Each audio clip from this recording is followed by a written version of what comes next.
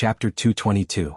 The words father and son had already been spoken about, and unknowingly, the relationship between the two had become closer. They didn't have to hide things from each other anymore. Lu Shi thought for a while after hearing Jiang Pingji's plan. He said, I know Meng Zhan. He's arrogant and thinks too much of himself. If you use Meng Liang as a hostage and ask him for rice, not only will he give it to you, he might even give you more. Won't he cheat? For example, mixing real rice with fake rice to confuse people? Or setting up an ambush in the transport team? Jiang Pingji was confused. She didn't think Meng Zhan's way of thinking could be understood by normal people. Lu Shi shook his head. 2,000 dawn of rice is a huge sum of money for the people. Even the gentry doesn't have that much money. But for a noble family like the Mengs, it's not even a drop in the bucket. The Mengs have been in Sangzhou for so many years. You can't even imagine how rich they are. Seeing Jiang Pingji was deep in thought, Lu Shi took the opportunity to say, Sangzhou has a lot of land and a lot of people. Not to mention the Mengs during the Xia dynasty, the Mengs have been in Sangzhou for decades after Dongqing was established. Every year they stole enough money and rice to support 100,000 troops. So Meng Zhan wouldn't care about 2,000 dawn of rice. According to Lu Shi's understanding of him, he might even generously add another 1,000 dawn of rice. That would be a total of 3,000 dawn. You kidnapped Meng Liang under Meng Hun's name. It's almost impossible for Meng Zhan to do anything to the rice. Maybe he'll even send you new rice. Lu Shi snorted. Meng Zhan wasn't a good person when it came to personal matters, but he was not to be underestimated when it came to official matters. Jiang Pingji understood everything after hearing Lu Shi's words. Father, you mean? Meng Zhan won't do anything to the rice. Instead, he'll send it over openly to show that he's a good man and Meng Hun is a hypocrite who doesn't care about the death of his wife and daughter for some rice? Yes. According to my understanding of him, he'll probably do that. He's good at disgusting people. The person who knew you the most could be your opponent. Lu Shi and Meng Zhan had broken off their relationship. The two families did not keep in touch with each other, and there were many conflicts in private. Lu Shi knew Meng Zhan very well. Meng Zhan was an extremely proud man. He wouldn't condescend himself to fight with a lowly person like Meng Hun. In other words, he didn't care. Jiang Pingji secretly sneered and said, if that's the case, it's really disgusting. If Meng Liang was still alive, the Mengs would have used 2,000 dawn of food to exchange for his safety. Meng Hun would have become the laughingstock of the world and his reputation would have been ruined. Unfortunately, Meng Liang was already dead. If the Mengs dared to use this method to disgust her, she would let them know what disgust was. But then again, he didn't expect the Meng family to be so rich. Their accumulation was so rich that it made people envious. If I had known that he was so rich, I would have asked for 30 to 50,000 stones.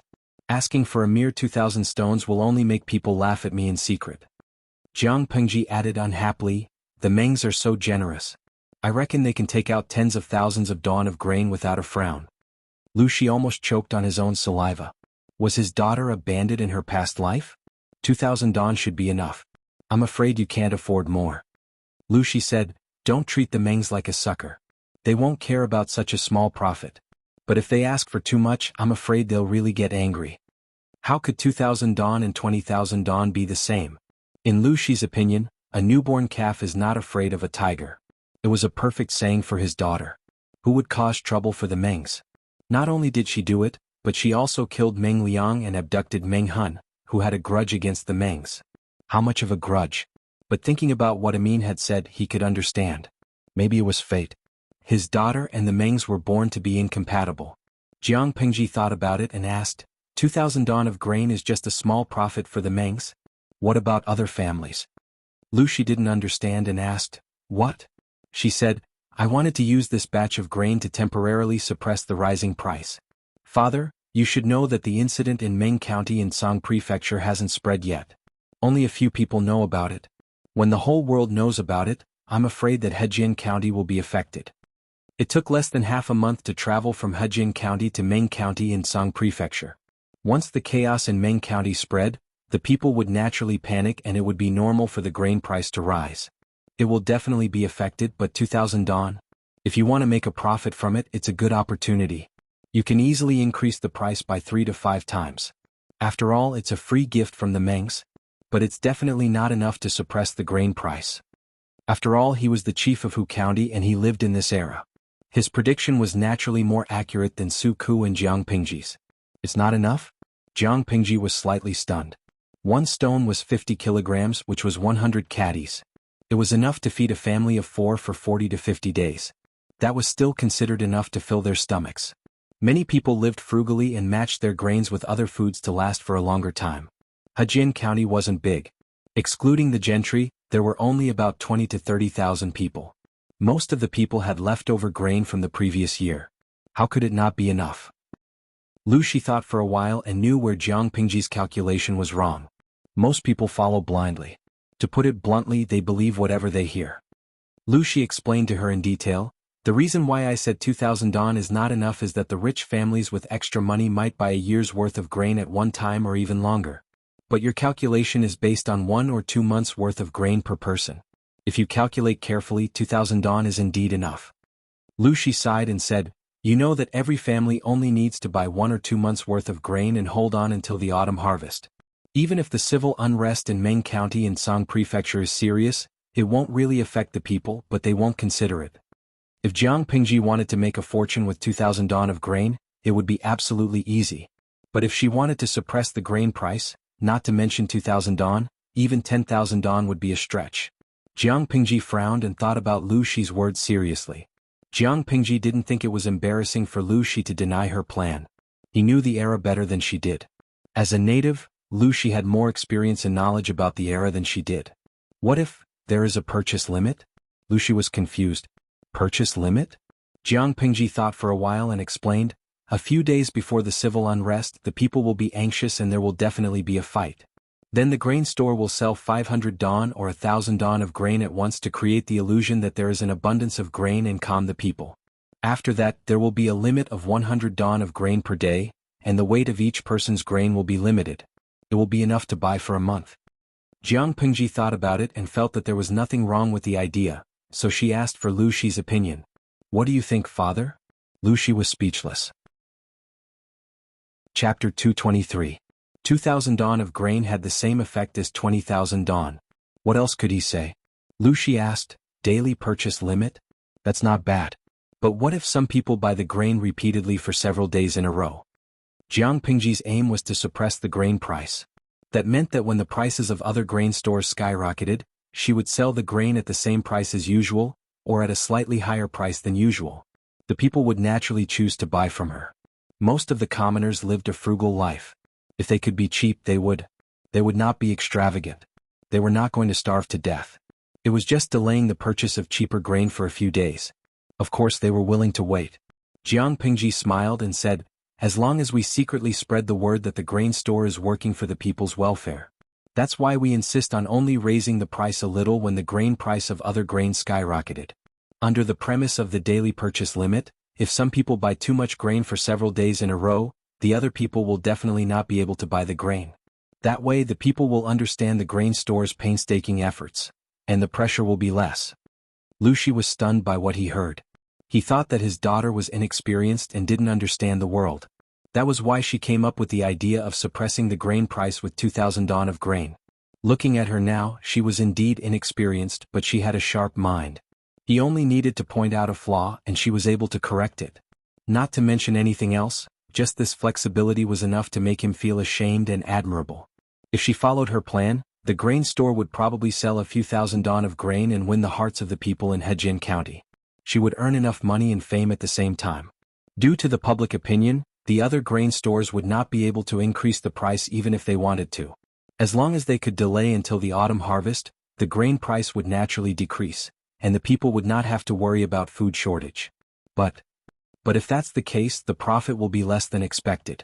Jiang Pingji shook her head with pity. She originally wanted to sell 2,000 don of grain for 10,000 don to trick the gentry families in Hejian County. It seemed that she had to give up that tempting idea. She had too little grain in her hands. It was not enough to play such a big game. If Lu Shi knew what she was thinking, he would not be able to help but roll his eyes. Her current plan was enough to make people hate her. If she still wanted to trick the gentry families in Hejian County, she would not want to live in Hejian County. Cutting one's path to wealth was like killing one's parents. The landowning households could have used this opportunity to clear out the stockpiled grain in their granaries and earn their fill to their heart's content. Because of Jiang Pingji's interference, the market share of grain prices in Hejin County for the next month would be taken away by her. She could not be so shameless.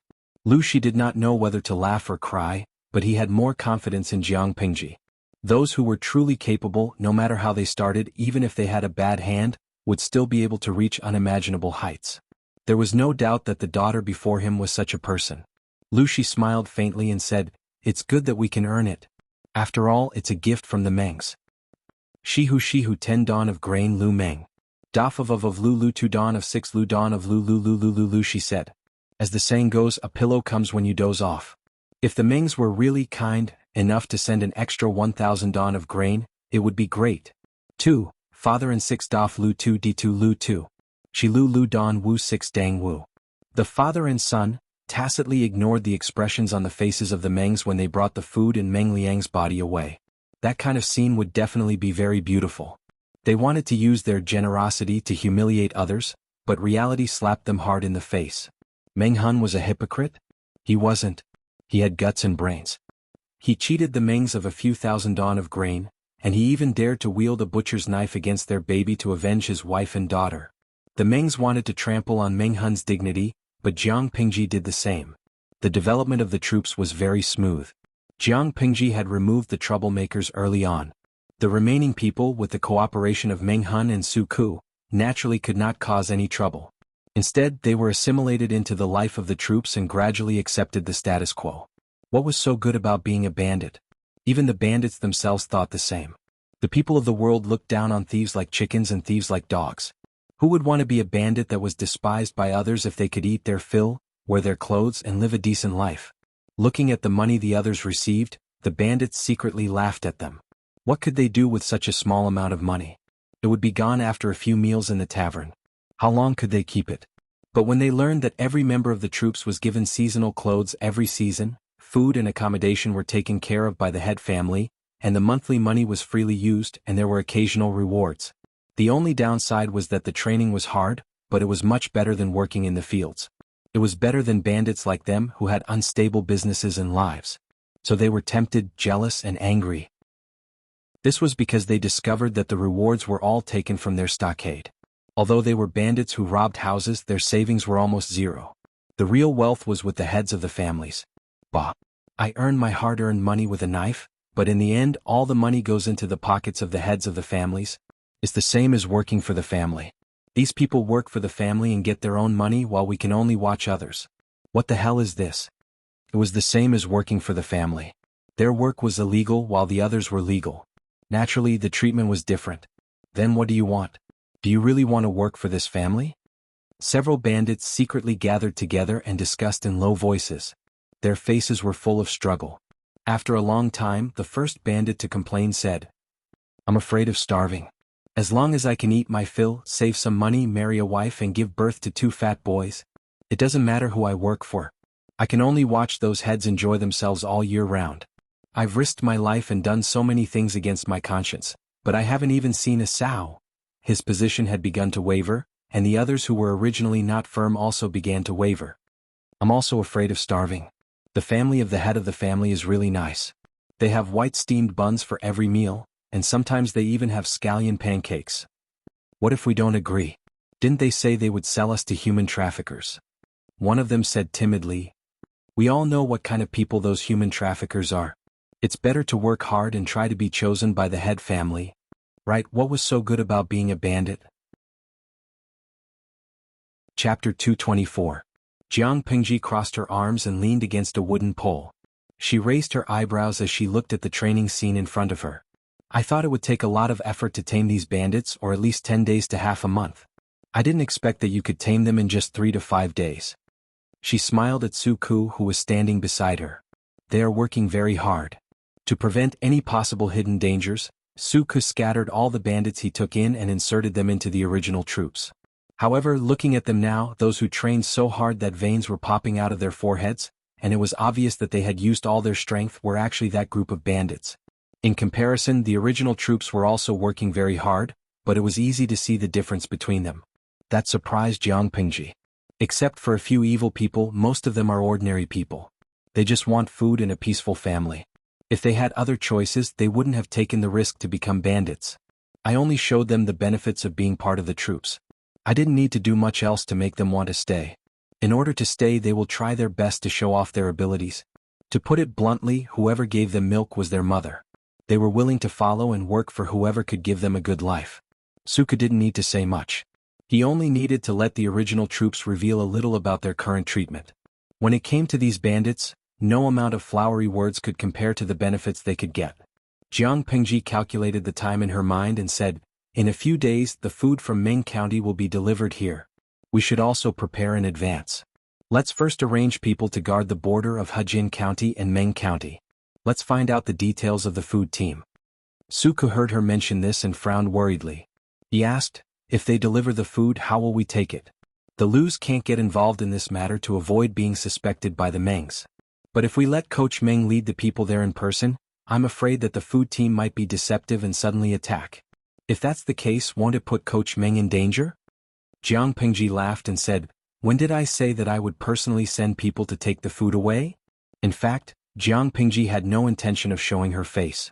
The more flaws she revealed, the easier it would be for others to use against her. "So, Langjun, what do you mean?" Suka's eyes flashed as if he had thought of something. "Bamboo pieces." At some point, she was holding a slender piece of bamboo between her fingers. It seemed to have been removed from an old bamboo slip. "We only need to write down what we need to do at each step and let them carry it out themselves. First, order them to put the food in the designated place, then use the bamboo pieces to lure them to another place, lure the tiger away from the mountain and then move the food away." Su Ming looked hesitant. "But, 2,000 dawn of food isn't a small amount. Even if we send everyone in the army, we might not be able to move all the food in a short period of time. If the Ming family returns to the future and catches us unprepared, what should we do?" Jiang Pingji smiled and said mysteriously, "I have my own plan. Just wait and see." Suku. He suddenly felt an indescribable pain in the ass. It seemed like he was the brains of the other party, right? It felt like the roles were completely reversed. A few days later, the weather was getting warmer and warmer. Most people had already put on light spring clothes. The good-looking Langjuns wore flower hairpins and powder, long robes with wide sleeves. When they stood in the wind, they looked like they had ascended to immortality. Jiang Pingji couldn't stand the trend. She still wore no makeup and her clothes were plain and clean. At first glance, she seemed to come from an ordinary family, but if one looked closely at the material of her clothes, one would know that her family wasn't simple. Jiang Pingji sat in a tea house at the closest station to Hejin County. She asked the owner of the tea house to bring her a big pot of tea. "Lanting, the taste of this tea. It must be hard for you to eat it." Qiguan Rang glanced at the clay bowl she was holding and gulped down the tea. He looked at the shabby surroundings and shook his head. Jiang Pingji secretly rolled her eyes. "Nothing will happen to me if I drink it. Why can't I drink it?" Compared to the delicate tea she usually drank, the big pot of tea was rough and simple. There was a slightly astringent taste in her mouth. But the tea house next to the station was for travelers to quench their thirst. You could drink it for 1 coin, so you could not expect the taste to be good. Qiguan Rang looked at Jiang Pingji's image again and again. He found it funny. At that moment, even if the person in front of him took the initiative to say that she was the Langjun of the Lu family in Hu County, no one would believe her. Jiang Pingji was not dressed in her usual refined attire. She was dressed in a dark, coarse brown robe with 2 patches on her shoulders. Her long hair was tied up high, and the hair tie was made from rice stalks. Her skin was a little darker than usual. Except for her delicate face and bright eyes, she looked like a farmer's boy. If she had not come to find him in the Lu family's carriage, Qiguan Rang would not have recognized her. It's easy to go from frugality to extravagance, but difficult to go from extravagance to frugality. But it doesn't seem to make a difference to you. Jiang Pingji smiled and raised her eyebrows at him. She said, "Am I that delicate?" Qiguan Rang coughed. Jiang Pingji said she was not a delicate person, but she said he was. He decisively changed the topic. He covered his eyes with one hand and looked into the distance. "You said you wanted me to watch a good show. Where is it?" As soon as he finished speaking, there seemed to be smoke rising in the distance. Qiguan Rang's nerves tightened. He instantly understood Jiang Pingji's intention. That sucker really sent something over? Since there were others in the tea house, Qiguan Rang did not say it too clearly. He used a term that both of them could understand. Jiang Pingji looked in the direction Qiguan Rang was looking at. She smiled. "Do you dare to bet with me on whether this is a big fish or a small one?" Qiguanrang asked her, "What is a big fish and what is a small fish?" "More than 2,000 is a big fish, and less than 2,000 is a small fish. How about that?" Qiguanrang hurriedly waved the feather fan in his hand and said, "I won't bet with you. I will definitely lose." Jiang Pingji had dragged him over to watch the show. She must have known the details of the grain team. If he were to bet with her on the amount of grain in the team, wouldn't he be asking for trouble? Whether it was big or small, the person in front of him would not lose. What was the point of betting? Boring. Chapter 225. The grain team transporting the grain was very large, and there were more than 200 soldiers dressed as military officers on both sides of the team. Each of the soldiers was holding a gleaming spear in their hands. Even if someone coveted this batch of grain and wanted to take advantage of the situation, they would have to think twice before doing so.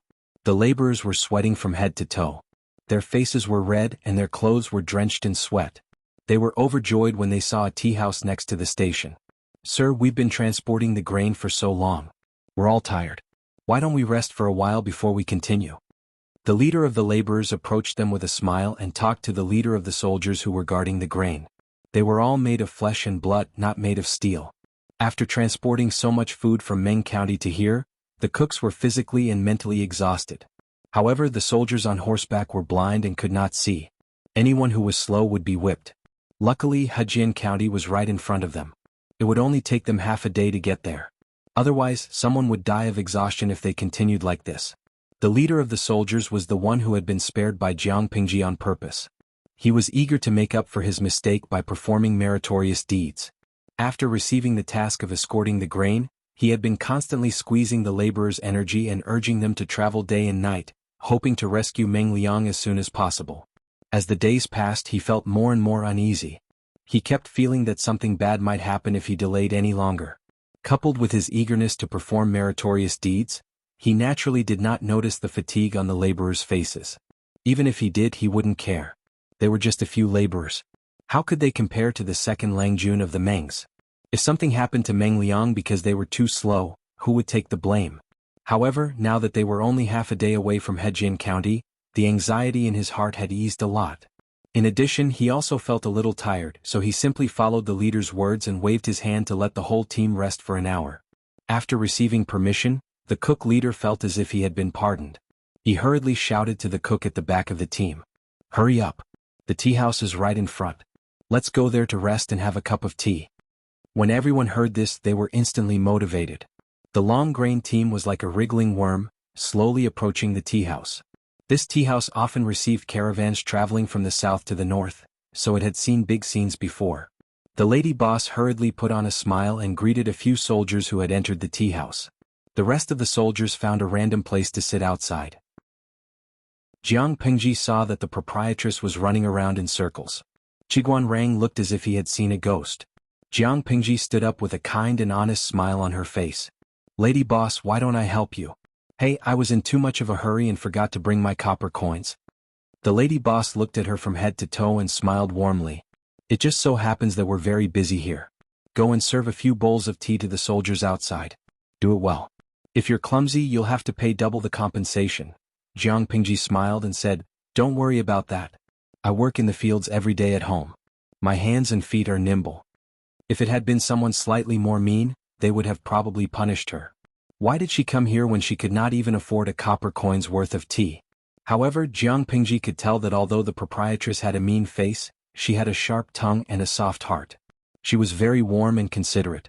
Sometimes, when travelers did not have money to pay for tea, she would generously waive it. When it was cold, she would even make ginger soup to ward off the cold. Qiguanrang was stunned. He watched Jiang Pingji walk out of the tea house with a big bowl of tea. She easily blended into the grain team and secretly observed the goods in the cart under the pretext of serving tea. Her face was filled with a warm smile. It was as if she had changed into a different person. Was this the same Lu Shi, the son of the Lu County chief that he knew? Would anyone believe that he was a wild boy from a peasant family? Qiguanrang was greatly impressed.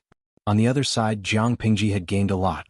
Using the opportunity of serving big bowls of tea, she seemed to be complaining and chatting, but she slowly got important information from the cooks. Of course, the cooks who leaked the information didn't realize it. After all, they were accompanied by the soldiers who escorted the grain. "Hey, you're just a wild boy. Why are you so curious? A soldier raised his head and gulped down a bowl of tea. He still felt thirsty and asked Jiang Pingji to bring him another bowl. Bring me another bowl. I'm dying of thirst, another soldier smiled and said. He hasn't seen much of the world. It's not a big deal for him to ask a few questions out of curiosity. Anyway, he did not ask any important questions so he could answer them. Jiang Pingji readily agreed. 2 bowls of tea. Please wait for a moment. Qiguan Rang looked at Jiang Pingji's nimble figure as she busied herself everywhere. If he didn't know that she had an ulterior motive, he might have misunderstood. However, for a noble son of an aristocratic family to go this far in order to obtain information, he had to give it his all. He laughed involuntarily. After an hour, Jiang Pingji, who had not stopped for a moment, finally had the chance to sit down. The grain team had set off again. You really? Why do you have to do this? Qiguan Rang did not know whether to laugh or cry. If I didn't do this, it would be hard to get close to them. Jiang Pingji had been busy for a long time, so her mouth was dry. After drinking a bowl of tea, she felt refreshed. She whispered to Qiguan Rang, "There's no problem with the grain team. It's not 2,000 dong, it's more than 3,000 dong. The Mengs are really generous. I just don't know if they'll still be smiling in 2 days." Qiguan Rang raised his eyebrows and said in surprise, "I only saw you bustling about and trying to get information from people. You didn't even get close to the grain wagons that were being guarded by the soldiers. How did you know that there was no problem with the grain? You even knew the specific amount?" Jiang Pingji said. "That's easy. Look at the weight of the wheels. The weight of the same bag of grains and sand is different. I also went to get some information from those cooks, and I can roughly estimate the total amount of food they have." Although Jiang Pingji was busy, she was actually multitasking. She added in a low voice, "Of course, I took the opportunity to get close to the grain team not to look at the grain." Qiguan Rang was suspicious. The main purpose of getting close to the grain team was not to look at the grain? Then what was it for? He frowned slightly and began to recall Jiang Pingji's actions during this period of time, hoping to guess her real intention. "Don't keep thinking about it. I'm here to deliver something. If I don't take this opportunity to deliver it, it will be inconvenient to take action at other times, and it will easily arouse suspicion." Jiang Pingji smiled as she drank her tea. Her satisfied look was very much like a fox whose scheme had succeeded. Chapter 226. The food team set off again after a short rest in the tea house. Hejin County was not far away. They just needed to hold on for another half a day and they would be able to get rid of the heavy task. Many cooks had the same thought, as if their limbs were full of energy again. Finally, they arrived at the gate of Hejin County before sunset. Because of the long queue, the head of the entourage couldn't rush in like before. He had to be patient and wait for his turn. Just then, a clever-looking cook trotted to him and asked, "Sir, will we be done as long as we deliver the food into the city?" The head of the entourage rolled his eyes and said angrily, "Who told you that? Just wait for the order. Don't mind what you don't have to do." If the cook asked him, who would he ask? The food team was huge and attracted a lot of attention along the way. Meng Hun should have known that they were coming. However, he still didn't know what the thief wanted to do. Where, when, and how he would take over the food. The only thing he could do now was to wait patiently for the thief to send his men and hand over the food. As he was thinking, it was almost his turn. The head of the entourage couldn't help but frown as he looked at the towering city gate. Since the guards at the city gate were rotational and the guards on duty today were not the same as the previous ones, they didn't recognize the head of the entourage as the culprit of the murder at the city gate. They only saw the food team, so they couldn't help but feel suspicious. A guard walked up and asked, "Where did you come from? What's in the cart?" He looked at the cooks and the soldiers who were escorting the food with his beady eyes. He was thinking about how to get something out of them. They had done this kind of thing many times. They secretly took advantage of the commoners entering and exiting the city gates and asked them to pay some money to show their filial piety. The commoners did not fight with the officials. Even if the guards of the city gates were not considered officials, most of the commoners would still grit their teeth and be taken advantage of. As long as they didn't make a big deal out of it, the officials would turn a blind eye to it. That was why being a guard at the city gate was a lucrative job. After saying that, the guard swaggered up and was about to search the food in the cart. He even pushed away a cook who was in his way. The cook didn't dare to say anything. He just stared at the head of the entourage. "It feels pretty solid. Can't you have someone in charge tell us what's in the car?" The guard raised his hand and pressed on the sack of grain. Just by feeling it, he could more or less guess what was inside.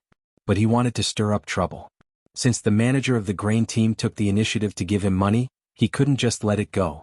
So, he pretended to pull out the knife from his waist and stab the grain bag. "I think there's something wrong with the things in the cart. Let's open them and check." However, he had only pulled out half of his saber when a black whip descended from the sky and lashed at his arm, drawing out dripping blood.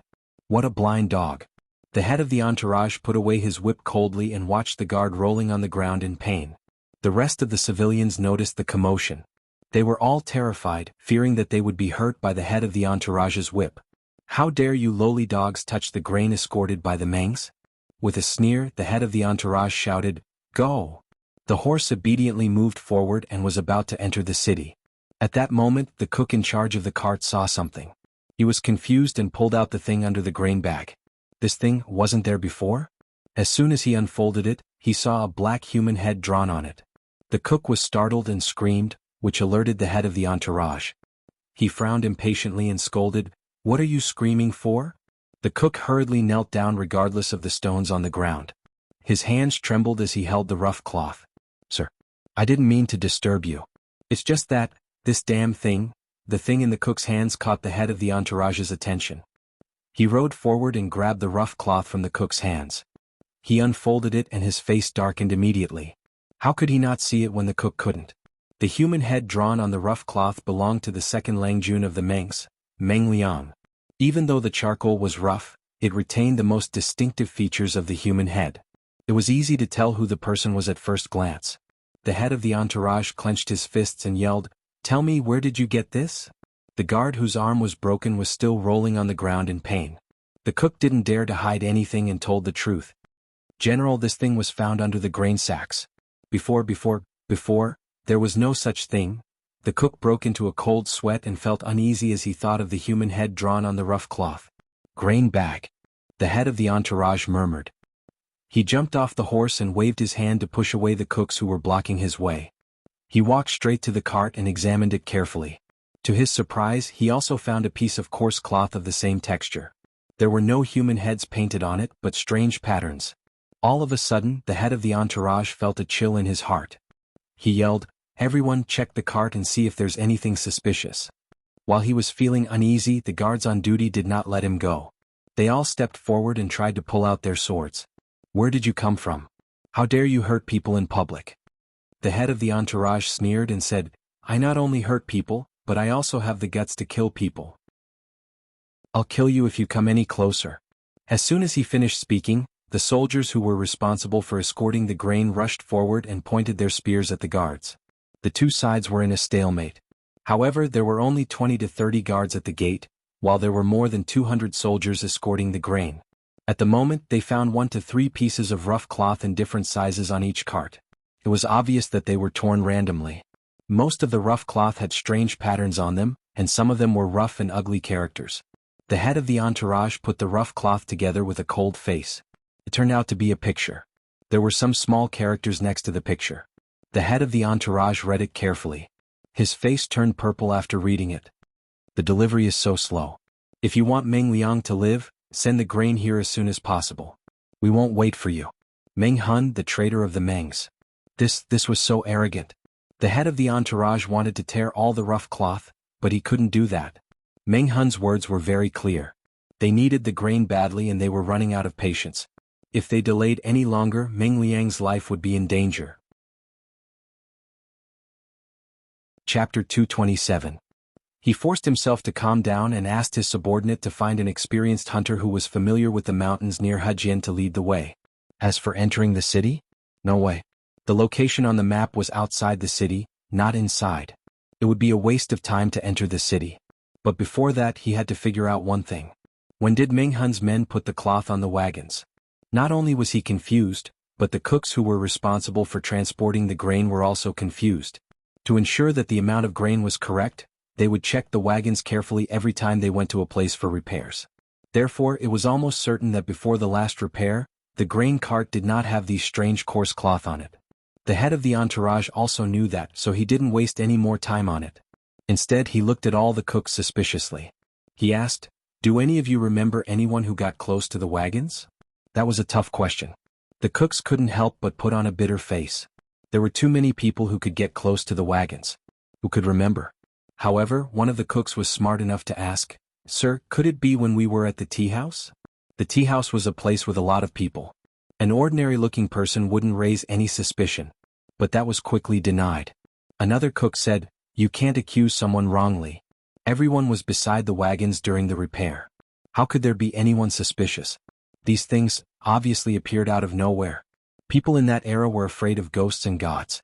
They often liked to explain things that they didn't know. The head of the entourage was annoyed. He scolded, "Nonsense. How can you believe in ghosts and gods? Think about it carefully. Who could it be? If no one touched the wagons and left these things behind, then the only reason was that there was a mole in the team." The head of the entourage had basically given his verdict after he came to this reliable conclusion. The cooks all shook their heads.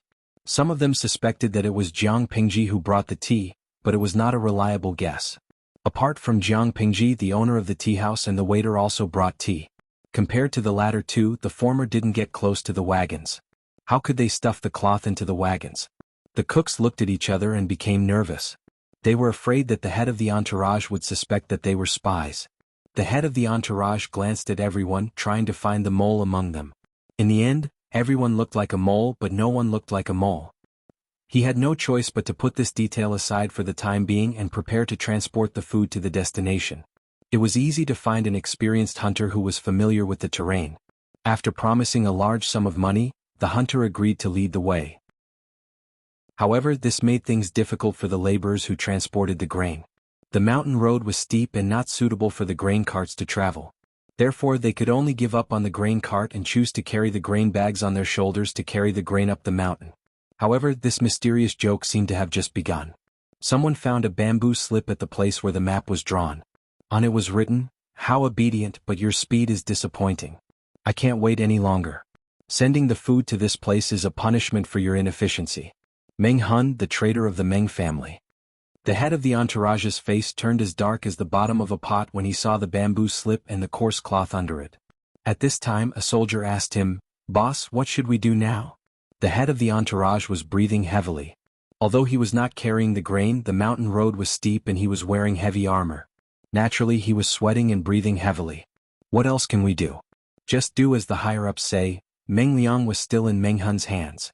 If they dared not do as he said and angered Meng Hun, he might kill Meng Liang. By then they would be the ones crying. For the sake of Meng Liang's life they had to obey. Fortunately, the destination marked on the second map was not far from here. The old hunter told them that they could get there in about 15 minutes. "You're fast this time. But I've already left. It's interesting to see you delivering the grain. But I haven't had enough. I want to see Meng Liang. Deliver the grain here." By Meng Hun, the traitor of the Mengs. At this time, the head of the entourage was so angry that he punched the tree trunk next to him, making a dull thud. The old hunter looked at the map and said in fear, "Sir, we can't go to this place." "Why not?" the head of the entourage asked with a cold face. The old hunter's hands were trembling. He wanted to cry but had no tears. He had thought it would be a good job to lead the way, but now it seemed that it was not going to be easy. "Sir, this place is a bandit's hideout. I've seen it from afar when I was hunting before. The people living there are beasts who kill without batting an eye. If we go there..." The old hunter stammered out the reason. The head of the entourage sneered and said, "Just lead the way. Cut the crap. It was just a bandit stockade. He had so many men. Couldn't he handle it?" However, there was one thing he did not understand. Why did Meng Hun want to deliver the grain to the bandit stockade? Was there an ambush? Thinking of this, the head of the entourage felt uneasy. He sent a smart soldier to check it out. The soldier came back soon and said, "There's no one in the bandit stockade." "No one?" The head of the entourage was confused, but he had to force himself to do it. "But I found this at the gate of the stockade." The soldier respectfully presented a bamboo slip and a piece of coarse cloth to the head of the entourage. The head of the entourage was already uneasy when he saw it. He was afraid that it was another trick. He opened it and saw that it was Meng Hun's message again. "The grain is in the yard of the bandit stockade. That bastard Meng Liang is at the place marked on the map. Don't try to play any tricks. Otherwise that bastard's life will be in danger." By Meng Hun, the traitor of the Mengs. The head of the entourage calmed down. He sneered and said, "Coward. Coward." Meng Hun wouldn't have put on such a show if he was not afraid of the Meng's authority. He was afraid that he would be surrounded and killed by his soldiers when they were handing over the grain. What a coward. The head of the entourage sneered and raised his hand. You bring the grain here. The rest of you come with me to save the second Langjun. Since Meng Hun was so cowardly, it was obvious that he did not have much confidence. If he could take advantage of the situation and kill them while they were unprepared, he could bring Meng Hun's head back to report. That would be a great merit. They didn't intend to kill Meng Hun, but he was digging his own grave. Even a clay figurine would get angry. Yes, sir. Chapter 228. Qiguan Rang fluttered his feather fan and said to Jiang Pingji, "You're too evil. If that's the case, you've misunderstood me. When have I ever been bad? Who can testify?" Jiang Pingji looked innocent.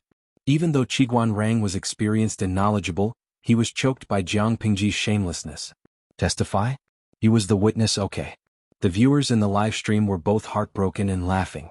They could no longer hold back the power in their bodies. Shameless Qianxia Wudi, haha, I can testify. Please look at my ID. Serene Butterfly shatters dreams. To tell you the truth, the host is already invincible. Therefore it was clear at a glance whether she was a good person or not. Gigi Kongting. If I transmigrated to the host's world and became her enemy, I don't think I could survive 3 episodes. It wasn't that their rank wasn't high enough, but that their opponent's rank was too high.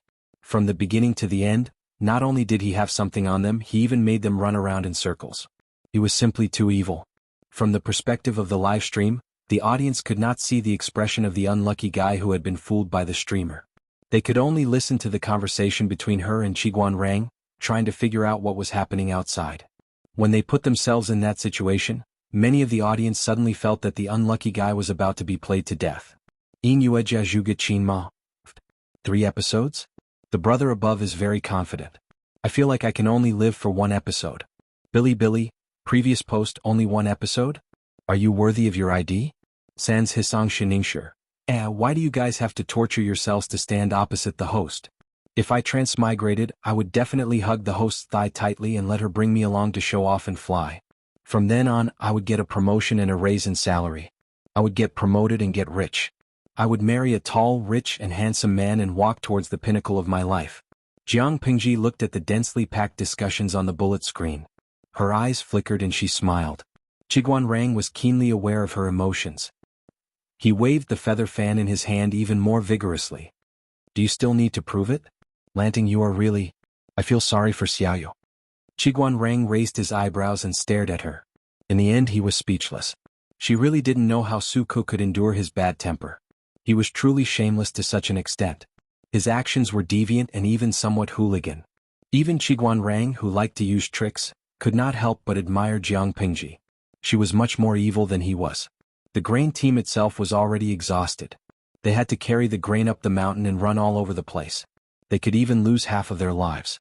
The soldiers who were escorting the grain were not that tired and could still fight. However, after going through this torment, the elite soldiers had also become exhausted. When the leader of the troops escorting the rations turned around and attacked, even though he had 200 elite soldiers and more than 400 laborers transporting the rations, which was 6 times more than Jiang Pingji's troops, Qiguan Rang did not have the slightest doubt as to who would remain standing with a smile until the end. Other than Lu Lanting, who else could it be? Jiang Pingji did not continue the topic. Instead, she looked at the fan in his hand that was making a squeaking sound. Are you hot? Qiguan Rang was confused by her sudden question. A little. The cellar is a little stuffy, but we'll be able to get out after a while. The cellar they were currently in was the one where the women and children had been kept. Jiang Pingji had sent people to clean it up early in the morning and dig around it. The cellar was 3 to 4 times bigger than the previous one. Although the bandits in the village were not very good, they were good at hiding things. The cellar was well hidden. If someone had not been lucky enough to find the entrance, no one would have known that there was such a big cellar under the village. Jiang Pingji had kept the cellar for a while. Qiguan Rang's hand that was waving the fan paused. Could he say that part of the reason why he was so hot was because of the surrounding temperature and also because he was angry? Suddenly Jiang Pingji's eyes narrowed and she whispered, "Get ready. Someone's coming." As soon as she finished speaking, the door above the cellar opened. The scout who had been sent out to gather information came back. Langjun, they're here. The scene made Qiguan Rang cast a sidelong glance at her. He could not help but wonder how good her hearing was to be able to detect the enemy's movement from so far away. Get ready. Follow the plan. You two stay here and protect Wenjing. If anything happens to him, you'll have to pay for it yourself. Jiang Pingji raised her hand and dropped it. Two tall and strong men stepped out of the ranks and walked behind Qiguan Rang. They looked like they were guarding the door. The rest of the troops who had been hiding in the cellar climbed out of the cellar stairs in an orderly manner. Each of them carried a delicate crossbow on their back. The crossbow was different from the improved one Jiang Pingji had used before. It was only half the size of the improved one and had a shooting range of about 90 paces. It could fire 3 arrows at the same time and had a low recoil. It could be tied to one's arm and was very suitable for close-range ambushes. After Jiang Pingji conquered the bandit village, the place was not abandoned. Instead, it was carefully cleaned. There were more than 100 troops in the troops. It was not a big number, so the farm was not crowded. However, after she conquered a few more bandit villages and further expanded the troops, the farm would not be enough. She planned to make use of the waste and arrange some troops to stay in the original bandit village. On the one hand, it could relieve the pressure of the training ground, and on the other hand, it could observe the movements of other bandit villages. All the troops hid in various places in an orderly manner. They were all dressed in black coarse linen clothes and their figures blended in with the night. With the dim moonlight, it was difficult to find them even if they were very close. Jiang Pingji was very strict with discipline. The troops had to obey her orders. Whoever dared to disobey would be severely punished. In addition to the basic training, Meng Hun, under Jiang Pingji's instructions, had to brainlessly instill the concept of obeying orders in them. Now it was beginning to work. Even the bandits who had been recruited some time ago obeyed her orders and stood guard everywhere. Jiang Pingji raised her 5 senses and listened to the footsteps. She curled her lips. These people are stupid enough to choose to split up. The head of the entourage led 150 elite soldiers to rescue Meng Liang, while the rest of the soldiers and cooks stayed behind to transport the food. Wen Zheng could not help but frown. If this is really Coach Meng's idea, we will have a headache. Huh? No matter which group it is, Coach Meng's men will not be able to deal with them, Qiguan Rang said. Qiguan Rang said, Lanting's actions not only annoyed them, but also revealed her lack of confidence. The head of the food escorts will naturally be angry and want to kill. One group will go to rescue Meng Liang, and the other will ambush Coach Meng. Normally this is not wrong. With Meng Hun's manpower, how could he steal the food from the hands of 400 laborers and 50 elite soldiers? Even if he set up an ambush, the odds of success were slim. Once the head of the food escorts felt that it was a trap, he could turn around and attack Meng Hun from 2 sides. He could easily kill him. Chapter 229. You said it's normal? Jiang Pingji smiled, revealing her white teeth. She tilted her head and said, I've never been normal. Jiang Pingji could not only take down the cooks and the elite soldiers in the shortest time possible, but she could also move all the rations. When the leader came back, he would probably face a second round of ambush. It was all about efficiency. How could a weakling want to play dirty with her? In her territory, she could only do things at her own pace. Qiguan Rang waved his feather fan. Jiang Pingji suddenly asked him, Wenjing, when is the best time to strike? Of course we have to wait for them to finish moving the rations and then extinguish the torches as a signal. That's the best time to strike.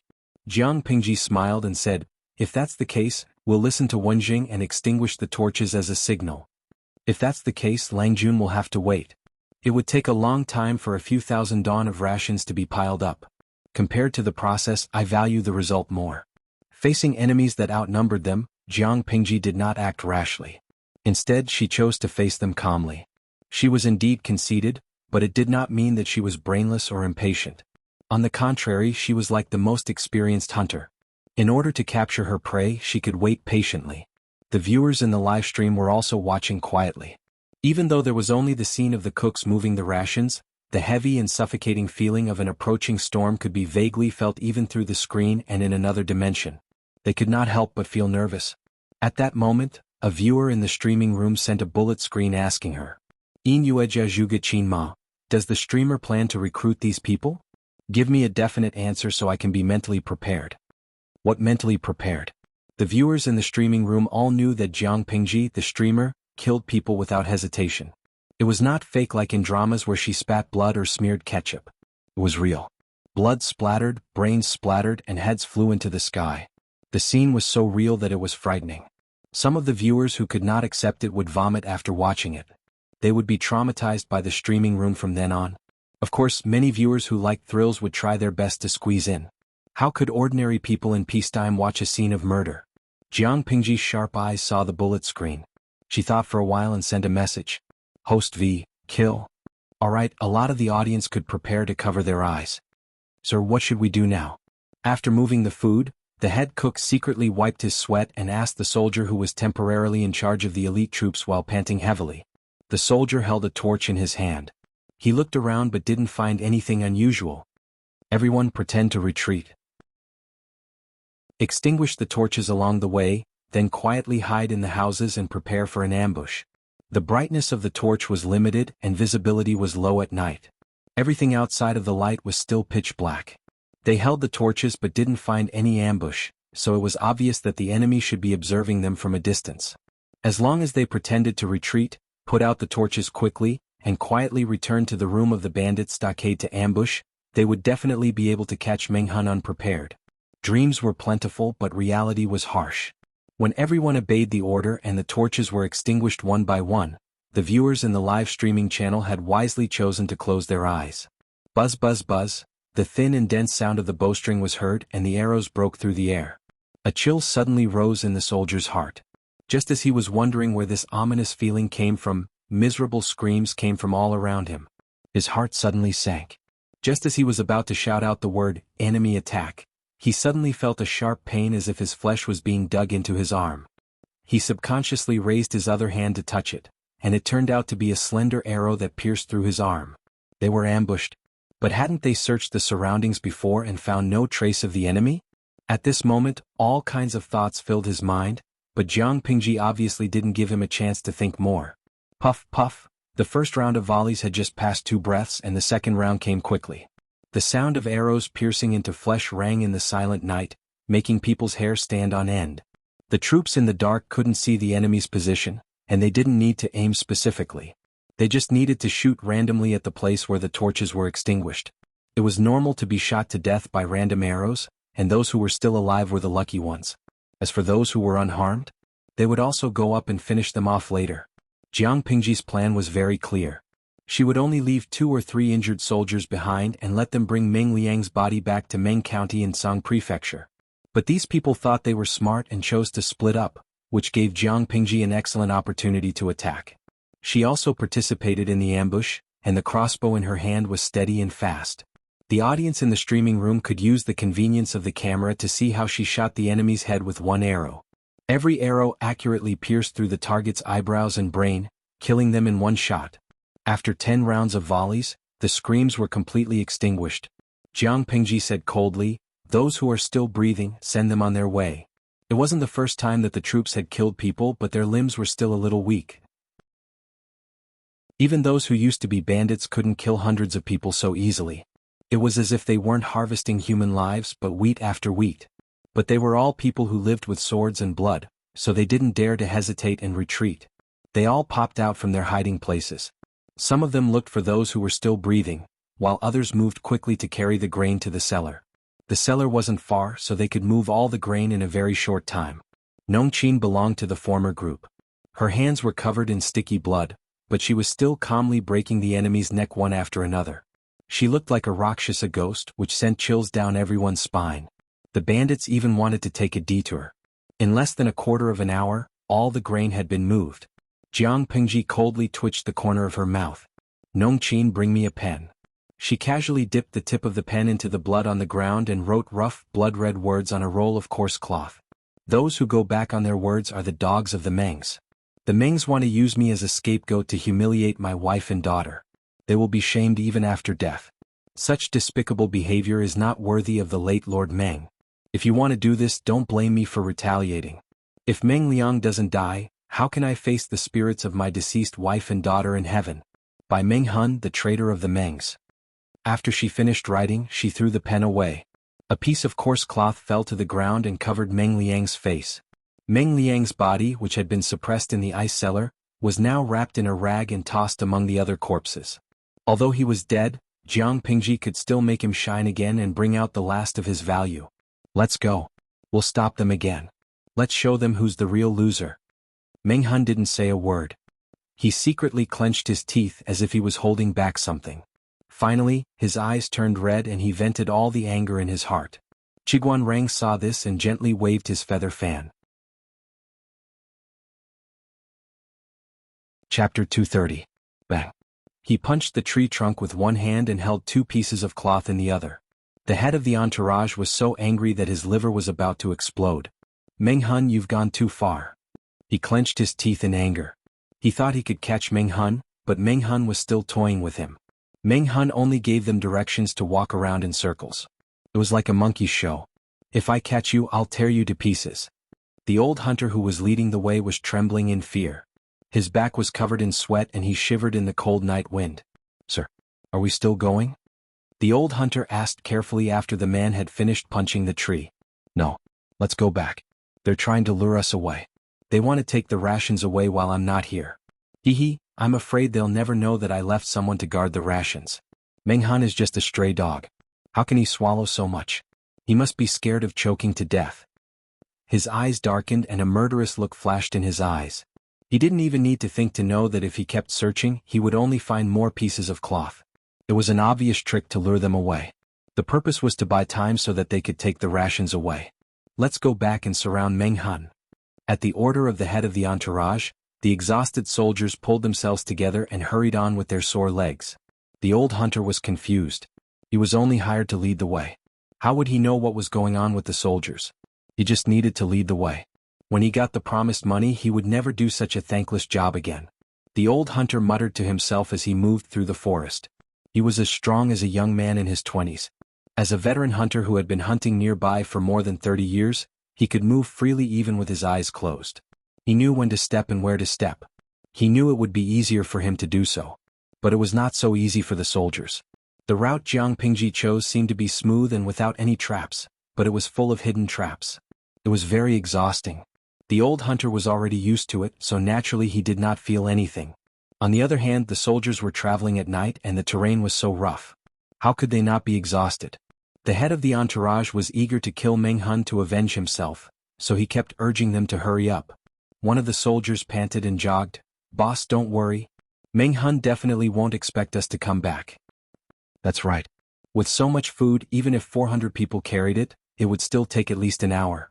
How could they move fast if they were carrying the food? Even if we can't catch them, we can still catch up to them. Leader, you don't have to be so anxious. Let us rest first. Hearing that, the head of the entourage's face darkened. He raised his hand and whipped the soldier. The man let out a blood-curdling scream as a long line of blood ran diagonally from one side of his forehead to the other side of his chin. He missed his footing and fell to the ground, rolling down the slope. There was a dull thud from below, and in an instant there was no more sound. The head of the entourage showed no mercy at all. Instead, he said in a sinister tone, "Speed is the most important thing in war. How can we waste our time for such a reason? Meng Hun is a cunning man. Who knows what other tricks he has up his sleeve? Anyone who wants to rest will end up like him." The other soldiers kept quiet out of fear. They just lowered their heads and held their breaths, afraid that they would be whipped if they breathed too loudly. The head of the entourage snorted and said proudly, "Since no one objects, let's continue our journey and capture Meng Hun alive. As long as we capture Meng Hun and make a great contribution, I'll ask the county chief to reward you. Then you'll have a meteoric rise. You'll have money, women, and status." Tempted by the benefits, the other soldiers forgot about the rising fear in their hearts and suddenly felt a sense of heroism. After a while, the bandit stockade could be seen with the naked eye. There was still light over there. The head of the entourage laughed when he saw it. Pointing at the fire in the stockade, he said, "Meng Hun is such an idiot. He's trying to lure us away and buy time. He didn't expect that I had a trick up my sleeves. I left some people to guard the food. It's not that easy to get the food. If you want to take it, take your life." Seeing the bandit stockade getting closer and closer, the head of the entourage felt excited. He smelled blood in the air, which made him even more overjoyed. Obviously, this was the evidence that Meng Hun had led his men to launch a sneak attack. Maybe he was already wounded and had fled. The old hunter suddenly felt extremely uncomfortable when he was only 100 meters away from the stockade, as if a terrible beast was targeting his vital parts. This kind of vigilance had saved him many times in danger, and this time the feeling was stronger than ever. he stopped for a moment and suddenly bent over and rolled over. The old hunter felt that his hands and feet were numb and weak in panic, as if he would lose his life if he slowed down a bit. His action was so sudden that the head of the entourage came back to himself from his extreme excitement and became serious. "What are you doing?" As soon as he finished speaking, a strange sound came from the back of the troop. Screams kept coming from the back. The exhausted soldiers fell one after another like rice being cut, one after another. The head of the entourage was frightened by the sudden change. All he could see was darkness. He could not see the enemy at all. It was as if the deadly arrows had come out of nowhere. After only 3 volleys of arrows, only 20 to 30 of his soldiers were left. The rest had been turned into porcupines. TSK. Cowards. The Mengs keep using such useless people. What a disgrace to Lord Meng. Jiang Pingji squatted on a branch. She wanted to shoot some arrows at the head of the entourage, but she did not expect him to be so cruel that he grabbed the corpses and used them as meat shields. A few stray arrows hit the corpses. TSK. It was rare to see someone so useless. Chiguan Rang's night vision was not that good. He heard Jiang Pingji's sarcasm and thought she was belittling the enemy. Jiang Pingji patted the trunk of the tree, which made a cracking sound. The troops heard the sound and put their hands to their mouths. They shouted, "Meng Gongyong of the previous dynasty is ridiculous." Chiguan Rang's heart sank. He was frightened by their thunderous voices. The descendants of today are worse than dogs. Someone's feather fan almost fell to the ground. Was it really okay to mock them so blatantly? At that moment, Chiguan Rang could not help but think of the coarse cloth Jiang Pingji left behind. It directly called the Mengs dogs. Jiang Pingji said to Chiguan Rang in distress, "I don't think it sounds imposing. Should I say something more infuriating?" Chiguan Rang was speechless. Wasn't that infuriating? If it were him, his brain would explode. Chapter 231. 232. Spitting Blood. 1. The big streaming room was full of talented people. For the first time, Jiang Pingji felt that the audience in the streaming room was not completely useless. At least they were good at swearing. Chiguan Rang was dumbfounded. He had never thought that the elegant aristocratic son of the aristocratic family would actually swear. Even though he felt good when he heard it, he had never thought that Lu Shi would be such a Langjun. Chiguan Rang felt that he had opened the door to a whole new world. His troops shouted the same sentence in unison. Their voices echoed all over the mountain. The head of the entourage felt a sharp pain in his heart when he heard it. He almost choked on his breath. He looked at the dead bodies lying on the ground. His vision darkened. He staggered and almost fell on his butt. The old hunter crawled out of his hiding place. He did not dare to look back. His clothes were stained with the soldiers' blood. The sticky and warm feeling on his hands scared him out of his wits. His face was as pale as paper.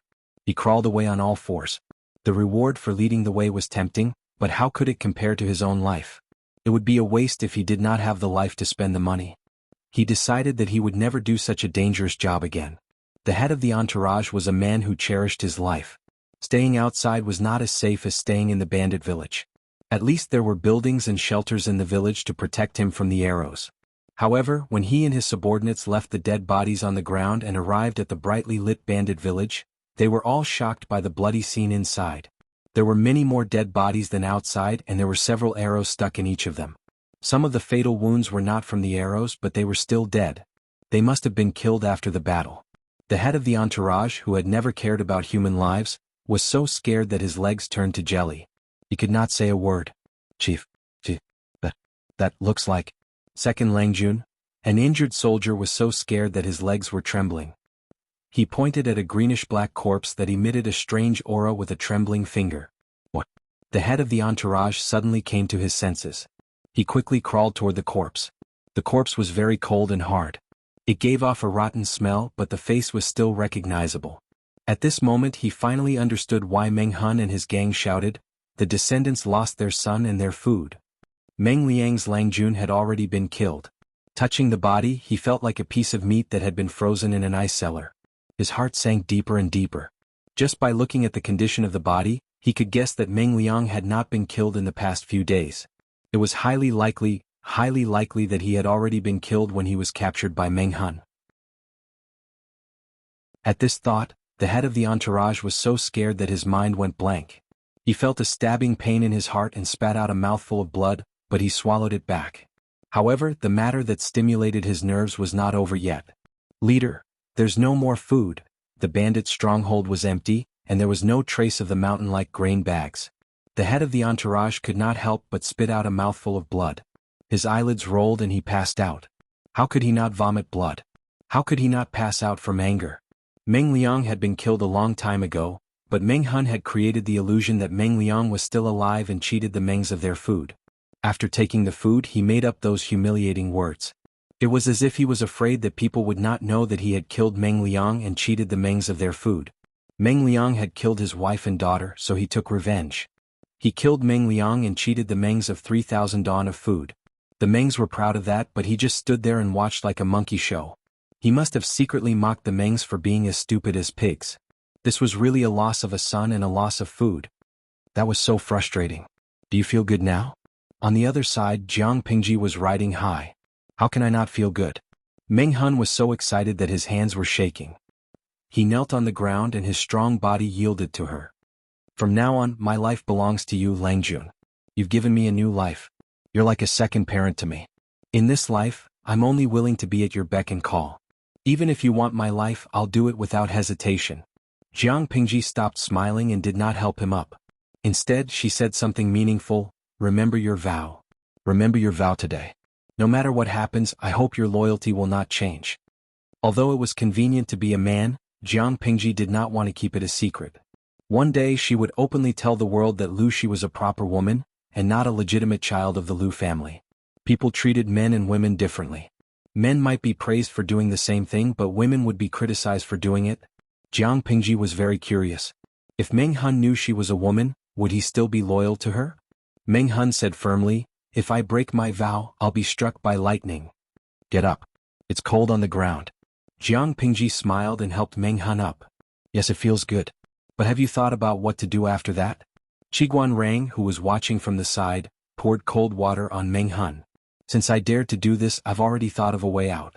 I'll only leave some people in the farm and the rest will pretend to be bandits. They'll clean up the bandits and recruit useful bandits to expand the size of the troop." Jiang Pingji said calmly, "There are many bandits in the mountains in Hejin County. Even the government can't do anything about them. With this disguise, it'll be much easier to hide. The Mengs may send troops to retaliate." Qiguan Rang suddenly stopped. All the crimes were on Meng Hun's head. Even if the Mengs wanted to retaliate, they would dig deep to find Meng Hun, not the bandits in Hejin County. Meng Hun was not so kind as to go all the way to Hejin County to suppress bandits and increase the achievements of the Hejin County chief. TSK, so be it. No fool would stay in the same place after stirring up trouble. Jiang Pingji said indifferently, "In 2 days when the situation is less tense, I plan to let Meng Hun leave Hejin County and escape to other places to divert the Meng's attention. We haven't even dealt with the mess in Meng County in Song Prefecture. Where will we find so many troops to avenge our son?" It was already a troubled time. The Mengs still had a lot of problems to deal with. How could they want to find her? She would leave Hejin County in 2 or 3 months. If they could find her, she would admit defeat. "Are we just going to leave the grain?" Qiguan Rang asked. "As for the grain, we'll store it in the cellar. I'll send someone to keep an eye on it. The most dangerous place is the safest. Those idiots all think that Meng Hun and his men have moved the grain away. Who would have thought that the grain was only moved from the surface to the underground?" Chapter 232. Something bad happened. At dawn, the county chief of Hejin County was woken up by his servants from his bed. The county chief got up from his bed with sleepy eyes. "What are you yelling for? You sleep first. I'll go and see what happened." The county chief's beloved concubine was also disturbed. She said in a coquettish tone, "Master, it's not even dawn yet. Something must have happened." The county chief of Hejin County was also angry. Anyone who was woken up from a sweet dream would be angry, not to mention the county chief of Hejin County, who had been living like a prince for many years. Gradually he became a little angry in bed.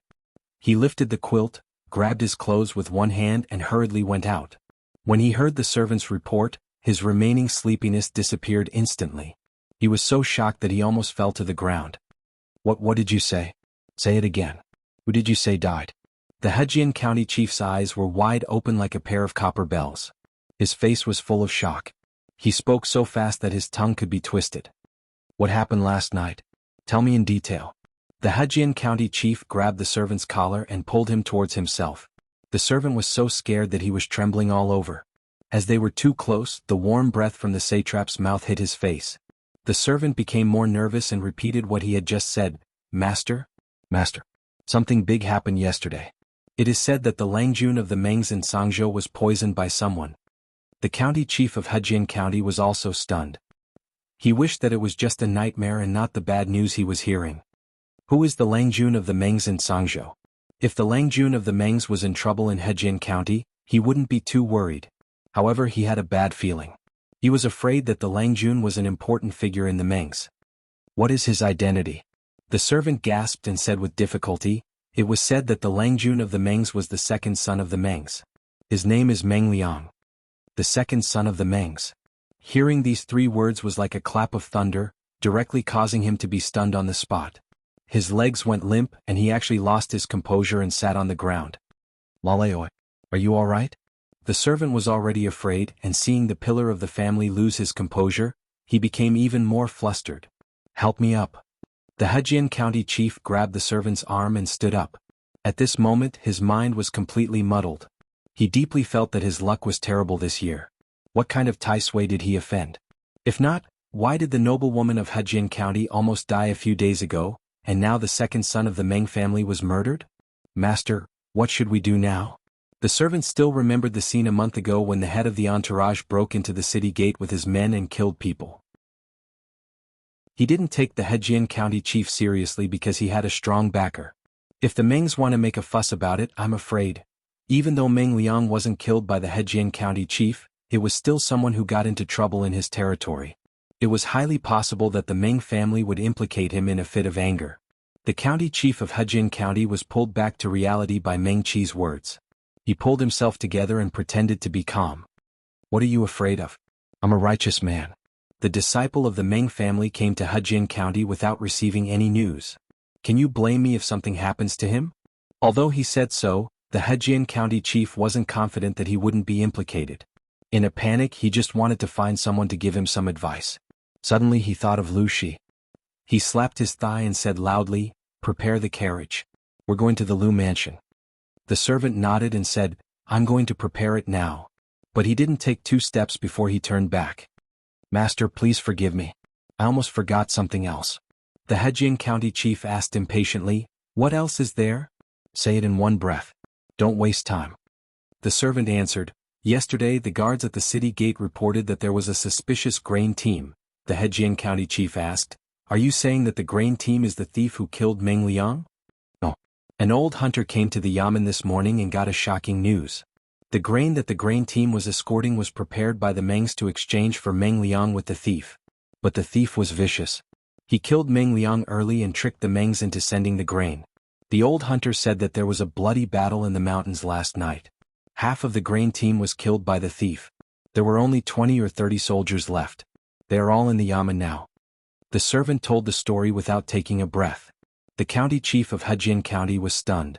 He was shocked by the first news, but he had mixed feelings about the second news. He didn't like the Meng style, but he didn't expect the thief to be so bold. They killed people and cheated them of the grain. The Hejian County chief thought for a while and said, "Go to the yamen first and then to the Lu mansion. Send someone to send the visiting card to the Lu County chief." It seemed like a peaceful day, but there was an undercurrent brewing in the dark that affected the pulse of Dongqing. The common people didn't notice it, but those who were well-informed reacted. The survivors of the grain team were all from the Mengs, so they were tight-lipped. But there was also an old hunter who escaped from death. He didn't have a high level of awareness, so he didn't keep his mouth shut. With a little coercion and a little temptation he would spill everything. Of course, it included the 2 sentences that the troops said to ridicule the Mengs.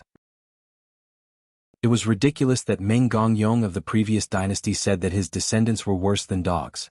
And the second sentence, which was even more infuriating, said that Meng Gongyong killed the enemy and brought peace to the world, but his descendants lost their children and grain. Even a blind man could tell that the culprit who kidnapped and murdered Meng Liang was trying to humiliate the Mengs. Because of the fear of the Mengs, people didn't dare to say it out loud. But they despised the thief in their hearts. They were one of the 4 noble families of Dongqing, but now they were being ridiculed by the thief.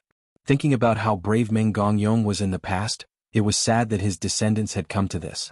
For a while, the two sentences spread among the people as if they had wings. No matter what era the people were in, they were always interested in gossip. Their love for fun had never changed.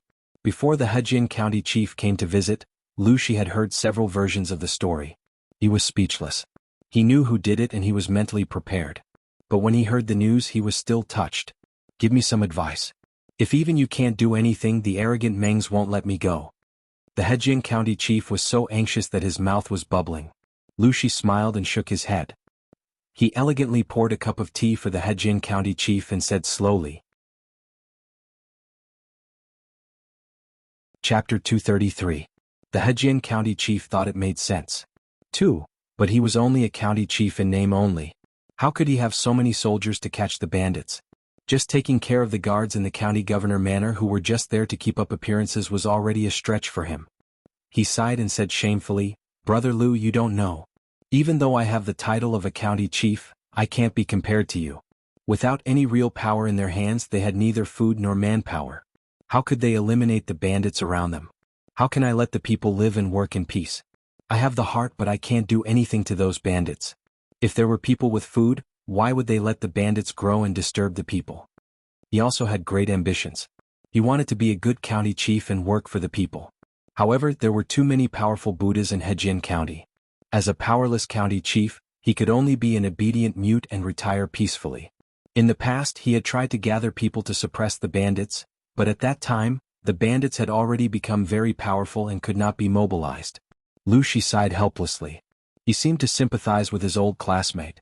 After a while, Lu Shi hesitated and said, You and I have known each other for a long time and we are classmates. I can't just watch you being attacked by the Mengs and ignore it. The only way out is to catch the bandits who killed Meng Langjun. If you lack manpower, why don't you borrow some people from other families in the name of suppressing the bandits for the people? It's fine if no one gives you some food. The county chief of Hejian County looked embarrassed. This solution could solve the urgent situation, but he would lose face. The families that Lu Shi mentioned were the other gentry families in Hejian County. The county chief felt like he was begging for money. Seeing the county chief hesitate, Lu Shi said righteously, My family doesn't have many resources. Even though we have some property, we are only the second branch. We can't take over the family, so there's a limit to what we can do. If you don't mind, I'm willing to give you 100 servants to help you suppress the bandits. The gentry families were big and had many servants. But the number of servants to guard the house was fixed and the number was fixed. After all, it didn't take too many people to look after the house. If there were too many, it would be equivalent to raising another mouth to eat without doing anything. Under normal circumstances, if the Hejian County chief went out to borrow people from other families, he wouldn't be able to borrow many. Of course, the wealthy families that secretly raised private armies were an exception. 100 people was a huge number and a generous one. How could the Hejian County chief not be shocked? Even the previous few times when they were suppressing the bandits, they only mobilized 100 or 200 soldiers. The county chief of Hejian County calmed down and relaxed his frown. If it weren't for the inappropriate situation, he would have laughed out loud. Brother, you've really helped me a lot. Regardless of whether we can catch those thieves or not, I will owe you a big favor. Lu Shi also broke into a smile and said a few words humbly. He looked like he was doing it for the sake of brotherhood. The Hejian County chief naturally had to return the favor after receiving such a big favor. The 100 people were like 100 mouths. The Lus had already sent people, they couldn't ask them to give back food. Therefore, he decided to pay a visit to the other landowning households later and ask them if they could give him some food or not. After all, to these landowning households, people were more valuable than food. Anything that could be solved with food was nothing. Training servants required energy, money, and material resources. If the people they lent out were lost, they would suffer a great loss. In comparison, it was more cost-effective to send people off with a batch of food. With Lu Shi taking the lead, the other families couldn't be too stingy. They would more or less give some food. Although it was a bit embarrassing, it was worth it if they could get through this crisis. The Hejian County chief felt better when he thought about it. After Jiang Pingji finished dealing with the follow-up matters, she received a message from the gatekeeper asking her to see Lu Shi. Father, what can I do for you? Jiang Pingji was a bit confused. Lu Shi wouldn't scold her because of what happened last night, would he? Father has found a few free suckers for you. Jiang Pingji was confused. What suckers? Lu Shi smiled and took a sip of tea. He told her about the visit from the Hejin County chief. You should have 100 people in your troops, right? If you are willing, you can lend them to the Hejin County chief. He will be in charge of the troops, but you can make all the decisions secretly. You can divide the spoils of war. As for the captured bandits, I will talk to him and give him a clear path. Jiang Pingji had secretly suppressed the bandits and recruited usable bandits into the troops. It was a good idea, but it was not a good way to explain if they were discovered. Lu Shi wanted to use this opportunity to give her a clear path and get a call from the Hejin County chief. Of course, the 100 people belonged to his daughter, so it was not appropriate for Lu Shi to make the decision for her. If Jiang Pingji was not willing, Lu Shi planned to send 100 people from his guards to the Hejin County chief. Jiang Pingji listened and thought about it carefully. She was a bit tempted. Giving her a clear path was only one of the benefits. The other was that during the suppression of the bandits, all the expenses of the troops would be paid by the public account. What did it mean by paying the public account? The chief of Hejin County collected food from various aristocratic families and used it all to feed Jiang Pingji's troops. Jiang Pingji didn't have to spend a single cent. Although some of the spoils of war would be taken by the chief of Hejin County, she had more choices about the captured bandits and even other benefits. In layman's terms, it was using other people's money to feed one's own troops. There were many gentry families in Hejin, so they had more money and food. No matter how stingy those people were, they would pay a little for the sake of their reputation. The total amount of food was very considerable. Jiang Pingji felt that they could eat some of it and carry some of it away. Of course. After all, the benefits far outweigh the disadvantages. The bandits near Hejin must be eliminated. In the past we could only do it secretly. Now we have a good reason to do it, and there will be people who will pay for the expenses. Wouldn't it be unfair to myself if I don't accept such a good offer? It was not easy to start from scratch. One would not know the cost of food if one did not manage the household. The scale of the troops was still small. When the number of people reached thousands or even tens of thousands, she would not be able to feed so many people with her current wealth. Therefore, it was very important to increase income and reduce expenditure. Lu Shi's move helped her solve a problem and saved her a lot of expenses. He pressed his lips together as if he wanted to suppress the smile on his face, but the gentle smile in his eyes betrayed his true feelings. Since you have agreed, I will inform the Hejin County chief tomorrow. Lu Shi paused and then asked in a low voice, have you cleaned up the aftermath of the incident with Meng Liang? Father, don't worry. It has been done, Jiang Pingji answered with certainty. The father and son looked at each other and smiled. They both saw the slyness in each other's eyes. At that moment, the news of Meng Liang, the second son of the Mengs, being murdered spread like wildfire. Chapter 234. 235. Spitting Blood. 4. The Hejin County chief put aside his pride and collected more than 1,000 don of food and various weapons. As he had expected, no one except Lu Shi was willing to give them to others. They chose to pay with money. He thought that Lu Shi's men were the elites he had raised in Hu County, so he was very confident about killing the bandits. He organized the money into a booklet and handed it to Lu Shi with both hands. He also told Lu Shi that he was not good at dispatching and hoped that Lu Shi would pay more attention to him. After all, they were Lu Shi's soldiers. Although Lu Shi said that he would lend them to him, it was not appropriate for the Hejin County chief to interfere. Of course, Lu Shi wouldn't refuse the supplies that were delivered to his doorstep. He politely declined them and accepted them under the urging of the Hejin County chief. With a turn of his head, he handed them over to his daughter. Jiang Pingji was speechless. She had only lied to them and a lot of food and money had been delivered to her. She finally understood why the Lus were so rich. Lu Shi did not see through her thoughts. She hinted, the Hejin County chief can't eat or sleep well. He is eager to see the bandits killed. Jiang Pingji's heart skipped a beat. She understood the meaning of his words and nodded in response. Father, don't worry. I know what to do. They had to kill the bandits, but she had the final say on who to kill. She just needed to show a good record. The Hejin County chief would probably be grateful and think that Lu Shi was a good friend and that Lu Shi was a hero. Anyway, the father and son would take all the material and reputation benefits. Others would be happy even if they suffered a loss. Lu Shi was worried. The tallest tree in the forest will be destroyed by the wind. The tallest tree on the shore will be destroyed by the current. People are stupid. Those who are outstanding are easy to be envied and criticized. As your father, I don't want you to suffer such grievances. Therefore, when necessary, Lanting can keep a low profile and avoid the limelight of others' fights. You should focus on the result. There is no need to fight for a temporary victory. Others did not know about her future, but Lu Shi knew her ambition and talent. He saw with his own eyes that the child could still be free and unfettered after hurting the Mengs.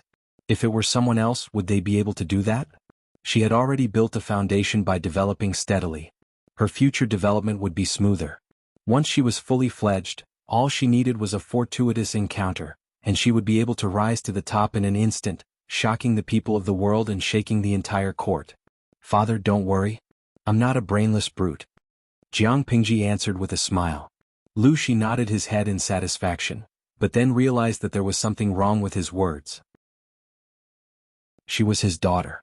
While Jiang Pingji was preparing to exterminate the bandits and catch the murderer who killed the Langjun of the Mengs, the head of the entourage of the Mengs was escorting Meng Liang's coffin back to Meng County in Song Prefecture.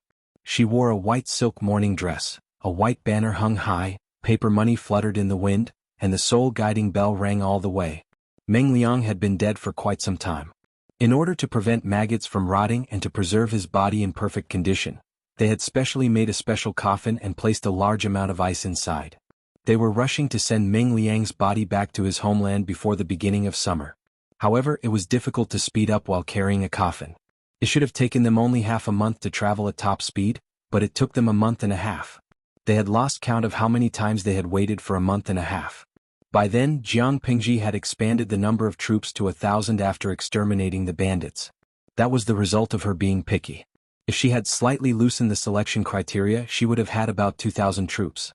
In a month and a half, they had conquered more than 20 bandits' villages and secretly used them as strongholds. They had looted countless spoils of war. She had handed over all her antiques, calligraphy, and paintings. She had kept all her food, cotton, and money. The Hejian county chief was well aware of her actions, but he did not say anything. In that era, knowledge was priceless. The value of calligraphy, paintings, and antiques far exceeded the value of food. However, that rule did not apply to Jiang Pingji. She knew that only by strengthening herself would she be able to survive in this chaotic world. Antiques, calligraphy, and paintings would all be hers in the future. Therefore, she handed over those things that looked expensive but were just old rolls of paper in her eyes without hesitation. She did not care, but the Hejian county chief felt that she was too honest and upright. She had suffered a great loss without saying a word. She had benefited from it. He was especially merciful to the captured bandits. It was up to the Lus to decide how to deal with them. The only regret was that they had not caught the bandit who killed Meng Liang Meng Hun. But the Hejian county chief felt comfortable when he thought that the hidden dangers around Hejian county were decreasing day by day. He was also secretly envious of Lu Shi. Looking at the elite troops of Lu Shi and his own troops, the gap was too big. The former was serious about exterminating bandits. Blood flowed like a river at every turn. The latter was chased by bandits and could only let them grow.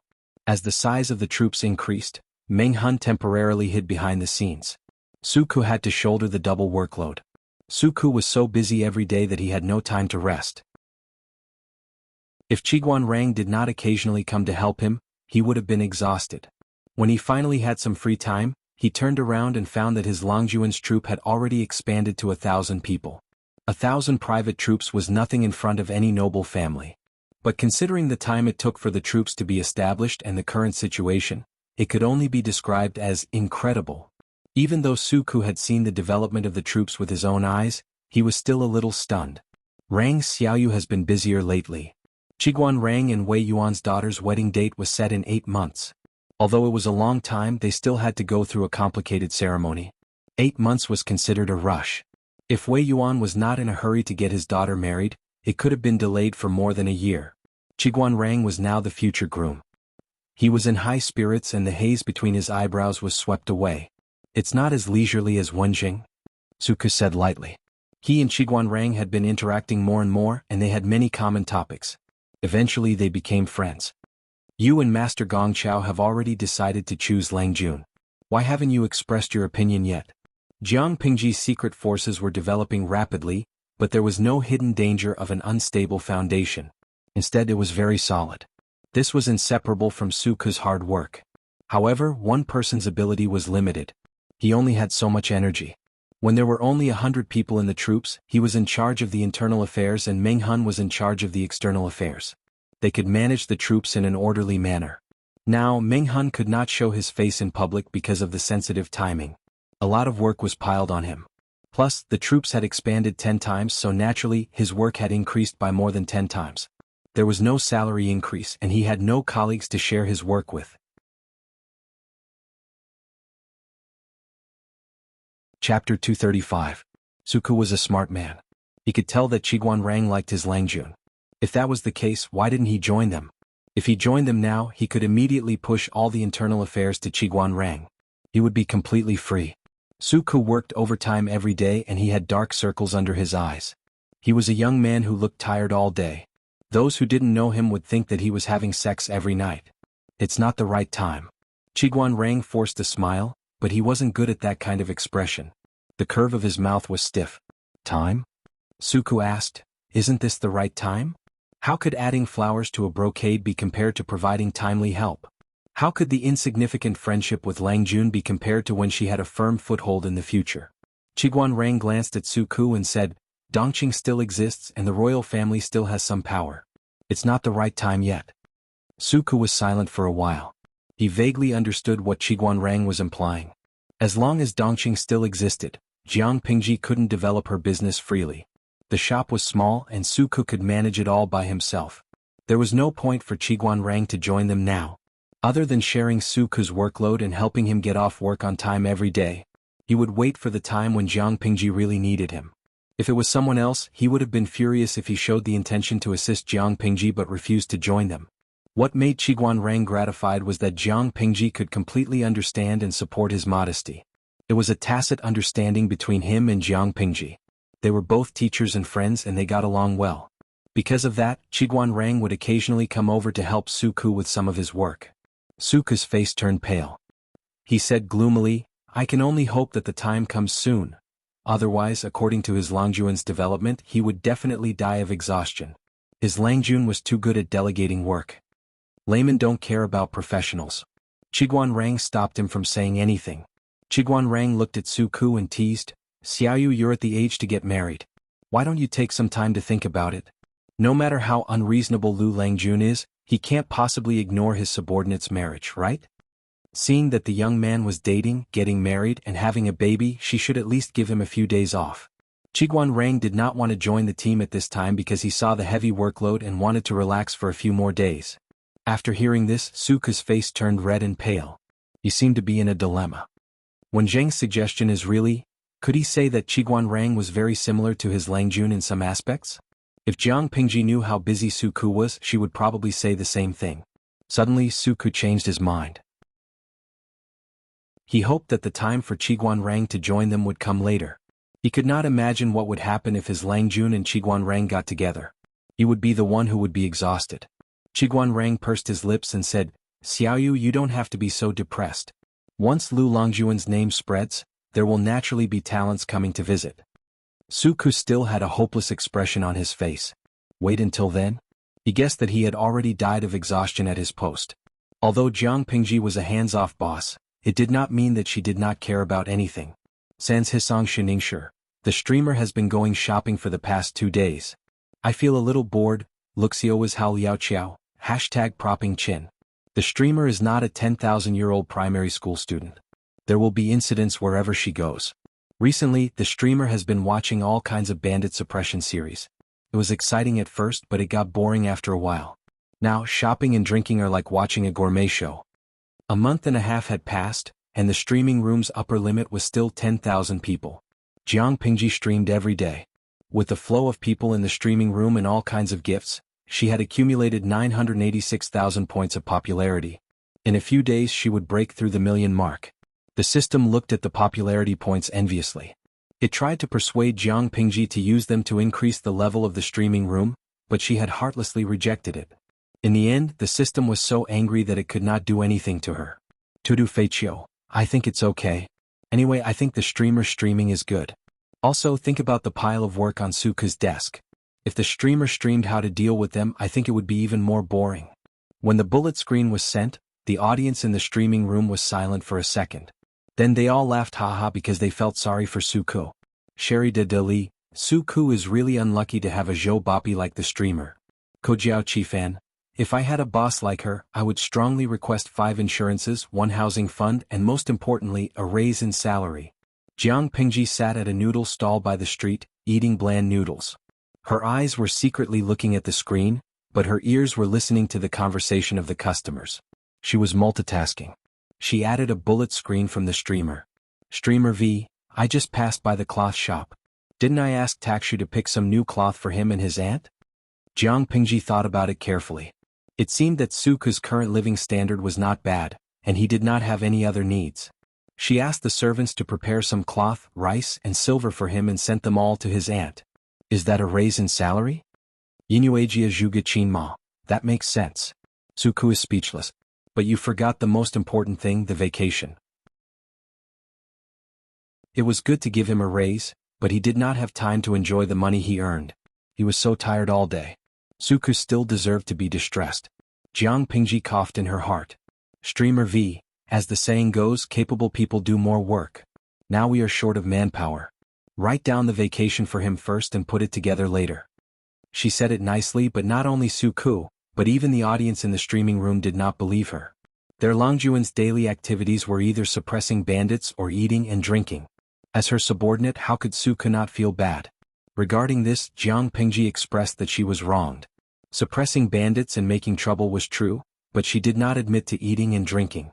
Every day she went out shopping with a proper purpose. After finishing the noodles, Jiang Pingji took out 3 copper coins to pay. The other customers also left. Back at the mansion, Jiang Pingji went to the study and took out the property account book that Suku had made. All kinds of items were carefully categorized and looked very clear. She put down the book and took the bamboo paper from the corner of the desk. There were all kinds of data listed on it. Tudu Feichio, I haven't been here for a few days. What are you reading? Chapter 236. 237, Vomiting Blood, 6. Let you see a baby? Musician Zhuge Qinma, I don't even need to help you to the toilet. The streamer's handwriting is elegant and flamboyant, but to put it bluntly, what the hell is she writing? How can you understand it? You live up to your ID. Jiang Pingji's handwriting was just like her personality. She did whatever she wanted. In the past, she would follow Lu Shi's handwriting and write in an orderly manner. But ever since she used charcoal to write and draw on coarse cloth, she seemed to have opened a door to a whole new world. Her handwriting became wilder and wilder. She completely let go of herself, and her handwriting was even more sloppy than wild cursive. Musician Zhuge Qinma, you're flattering me. Tudu Feichio, if this is really the record for the grain price, does it mean that the streamer's plan is about to begin? In the streaming room, even though the content was boring, the passion of the viewers did not diminish. As the streaming room gained fame, more and more people believed in it. The viewers found it harder to watch the stream. Every seat was hard to get. Even if you had been single for 30 years and had a 100 megabit internet speed, you might not be able to get one. What was worse was that the streaming room could not be broadcasted. If the viewers wanted to watch the stream, they would have to wait for the video to be broadcasted on Baidu the next day. Tudu Feichio could be considered a veteran in the streaming room. He kept up with the updates. He recorded everything that happened around the streamer during the stream and even compiled a booklet for it. As soon as he heard that the grain price had skyrocketed, he immediately thought of Jiang Pingji's plan to suppress the grain price. It was as if he had been injected with chicken blood. Jiang Pingji shook her head. It's not the right time. She had been walking the streets and alleys. She had visited the tea houses, eateries, and taverns. She had heard the people talking about the recent gossip. More and more of it was related to the civil unrest in Song Prefecture in Meng County. But their news had not been confirmed, so the spread was limited. Otherwise, why would the grain price have only doubled? Jiang Pingji murmured, it's too early to make a move. The rumors are still brewing. There's still some time before they really explode. When the time comes, the people will panic and rush to the grain stores to buy grain. The grain price will not be the same as it is today. Some of the people would believe the baseless rumors, but the doubling of the grain price would make them hesitate. If Jiang Pingji started her plan now, her family's grain store would be emptied by another force. When the food shortage started, most of the people would have to grit their teeth and buy the food that had skyrocketed in price. So she was not in a hurry. When the government of Hejian County confirmed the news of the civil unrest in Sangzhou, the people would panic and find that they could no longer afford to buy food. That would be the time for Jiang Pingji to strike.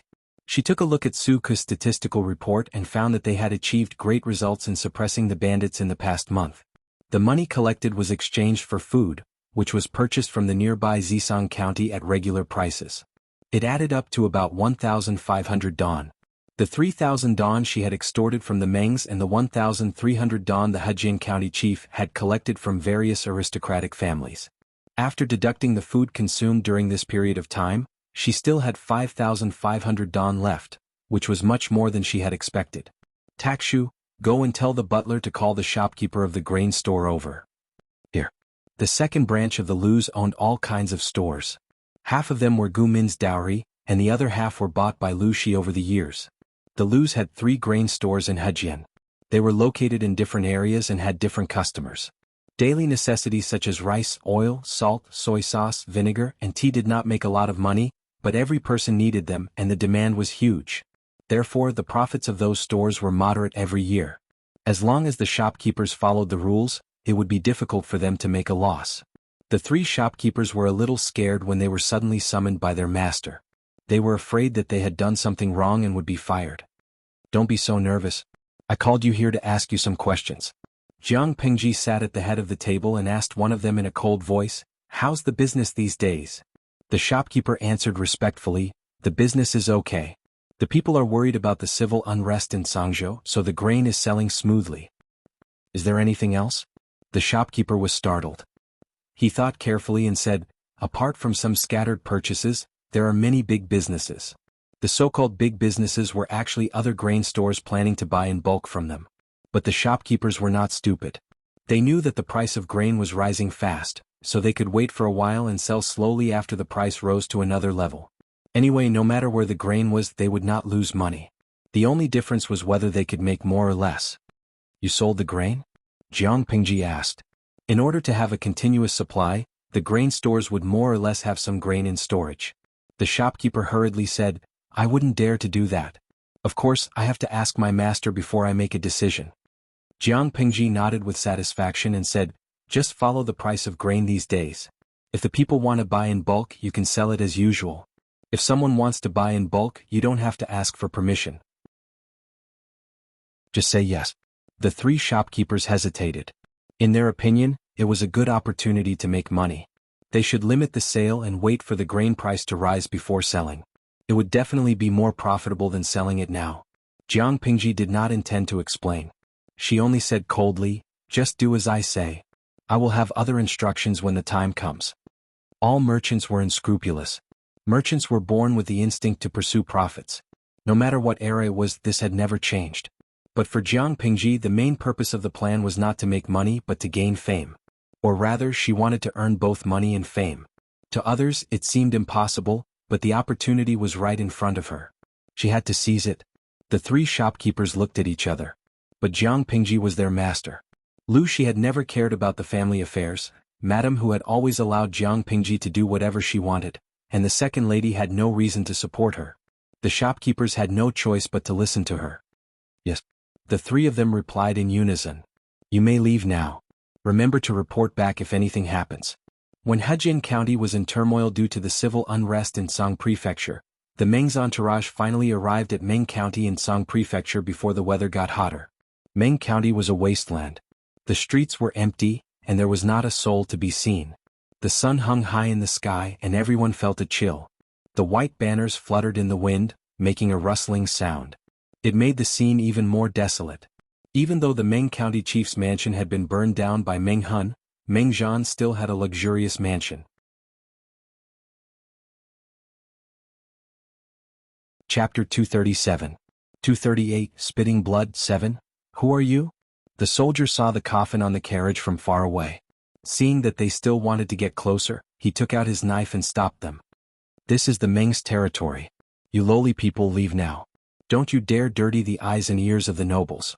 The head of the entourage rolled down from the carriage in a sorry state. His face was covered with tears. His head and waist were wrapped in white cloth, and his body was draped in linen clothes. His face was unkempt and his eyes were bloodshot. His eye bags were heavy, and his face was covered in a layer of dirty oil. He looked extremely unkempt. I have something urgent to report to the Lord. Second Langjun. Second Langjun is back. he cried as he spoke. He knelt on the ground and took out his token with trembling fingers. The words carved on it could prove his identity. The soldier didn't know how to read, but he recognized the token. His attitude suddenly changed. What? Second Langjun is back?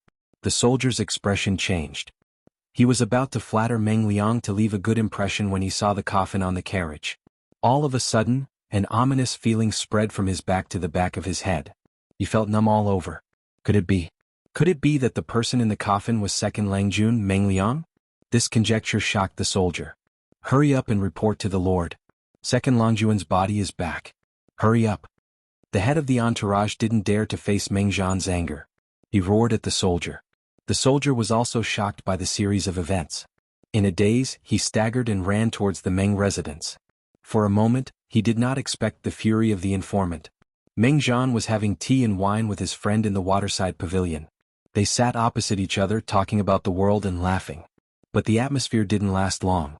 The servant made a lot of noise. His rude behavior made Meng Zhan very angry. The Mengs were one of the 4 noble families in Dongqing. They were very strict. Even the lowest servant had the best manners. No one could find fault with them. It was like when he was entertaining a guest. Even if his friend didn't care, Meng Zhan still felt embarrassed when something so embarrassing happened. Perhaps something happened. Why don't you ask County Chief Meng? The friend smiled warmly, and his eyes were calm like the clouds in the sky, causing others to feel a sense of closeness and peace. Meng Zhan held back his anger. He cupped his hands in front of his chest and said, "I didn't teach my servant well. Please forgive me." After saying that, he turned his head and his face darkened. He got up and walked towards the rash servant. Meng Zhan looked impatient. "Tell me what happened?" The servant shivered and tried to lower his body to the ground, trying to minimize his presence. Only then did Meng Zhan realize that there was an unfamiliar soldier beside the servant. Judging by his attire, he should be a guard of the Mengs. All of a sudden Meng Zhan's anger grew. This was the place where he entertained his distinguished guests. A guard guarding the gate of the courtyard dared to break in. If this was seen by others, how could he not laugh at the Meng family for not being strict enough to control a mere servant? However, before he could get angry, the soldier had already finished speaking while trembling. Master. Second Langjun's body has been brought back. Meng Zhan's mind went blank after he heard it. It was as if thunder exploded in his ears and took away his hearing. After a long time, Meng Zhan regained his senses and grabbed the soldier's collar. His rough movement also startled the guests in the waterside pavilion. "What did you say? Whose body has been brought back?" Meng Zhan's eyes were wide open. His crazy look was a sharp contrast to his usual gentle and elegant appearance. The soldier became more and more nervous, but he still answered subconsciously, "Second Langjun's body has been brought back." "Second Langjun?" Meng Zhan was so scared that he took a step back. His body hit the pillar of the waterside pavilion. It was as if all his strength had been sucked out. The group of servants were so scared that they knelt on the ground and didn't dare to raise their heads. His friend who was staying in the waterside pavilion heard the commotion and was confused. He was about to stand up, but he saw Meng Zhan holding his chest with his right hand and spitting out a mouthful of blood. His eyes rolled back and he fell into the pond. Witnessing all of this, the friend's expression was slightly startled, and he stopped in his tracks. What happened? Meng Zhan spat out blood and fell into the pond. Everyone was so shocked that they forgot to go into the water to save him. In the end, his friend came back to his senses and asked someone to jump into the water to save Meng Zhan, who was in a coma. Meng Zhan woke up from his coma in a daze. He saw the familiar scenery and his friend next to his bed. He was shocked at first, but then he remembered the news he heard before he passed out. He quickly lifted the quilt. "County Chief Meng, the doctor just came to check on you. You're in shock. You need to rest." Meng Zhan suddenly burst out a strong force. He raised his hand and pushed his friend away. His eyes were full of hatred. "Bring him here." Meng Zhan was so angry that he almost bit his tongue. "Who killed Meng Zhan?" "Meng Zhan?" His friend stood up awkwardly. He was shocked when he heard the name. Wasn't that the name of the second Langjun of the Mengs? What happened? Seeing Meng Zhan leave in anger, the friend's shocked expression returned to normal. He even tidied up his hair and clothes. He thought to himself, did something really happen to the second Langjun of the Mengs? Thinking about the young friend he met before he came to Meng County, the man raised his eyebrows and his eyes flashed with a hint of playfulness. "Don't tell me, you've already predicted this?" He followed Meng Zhan and followed him to the hall where Meng Liang's coffin was placed. The servants had put on plain linen clothes, and the decorations in the room had been changed as well. White banners were fluttering and candles were burning. It looked like a mourning hall with a giant coffin in the middle. As soon as he walked in, a strong rancid smell lingered in his nose. Meng Zhan lost his composure and pushed open the lid of the coffin. The body inside was already rotten and covered with maggots. Meng Liang had been dead for almost 3 months, and the weather was getting hotter and hotter. There was no place to replenish the ice along the way, so the body could not be preserved. It was normal for maggots to grow. However, the more it was like this, the greater the blow to Meng Zhan. Even though he didn't believe that the person in the coffin was his son, he could still see the outline of Meng Liang from the maggot-covered face. This was his son. Seeing this, Meng Zhan's throat hurt again. Blood spilled out from the corner of his mouth. This scene caused everyone to be shocked again and again. The friend secretly raised his eyebrows. As he was about to leave, there was a fragrant wind. He saw a lady in luxurious clothes lying on the coffin, crying. She looked like a pear blossom in the rain. It was a pitiful sight. However, with such thick makeup on her face, it was impressive that she didn't make a mess of her face when she cried. The friend thought to himself. He then heard the lady call the second Lang Jun in the coffin as her son. Wait, wasn't Meng Liang's mother the second wife of the county chief of Hu County, Lu Shi? The friend's eyes widened. Chapter 238. 239, Spitting Blood, 8. His friend stopped looking at him and comforted him gently. County Chief Meng, I'm sorry for your loss. Don't be too sad. However, the pain of losing a son in his middle age was not something that could be soothed by a few words of comfort. Meng Zhan held the edge of the coffin with both of his hands. His fingers were visibly shaking. Because he was using too much strength, the tips of his fingers had turned white. Seeing his veins bulging and his face dark, his friend didn't say anything else. He just sighed and stepped aside. Obviously, Meng Zhan didn't need someone else to comfort him. He needed a quiet place where he could calm down and recover from the sudden shock. However, Meng Zhan didn't want to be alone. He just wanted to figure out why Meng Liang died. His son was fine. Even though he had some small problems and made some mistakes, so what? The Mengs had been a prominent family since the founding of the previous dynasty. They had a huge business and they could handle anything for Meng Liang. If he had known this would happen when he sent him to Shangjing, he would have shouldered all the pressure and protected him under his wings. Now he was on the road to hell at such a young age. As an old father, he had to watch his son die before him. Meng Zhan was a man after all. He was stronger than his crying concubine. After spitting blood a few times, he managed to regain some of his sanity. Bring him here. I want to ask, just who is so daring that he actually dared to be so ruthless towards little Ro? Meng Zhan's eyes turned red and blue veins popped up on his forehead. He didn't look like the gentle man he used to be. He looked like he had aged 20 years. His friends didn't know whether to leave or stay. They could only put on a serious face and lower their own sense of existence.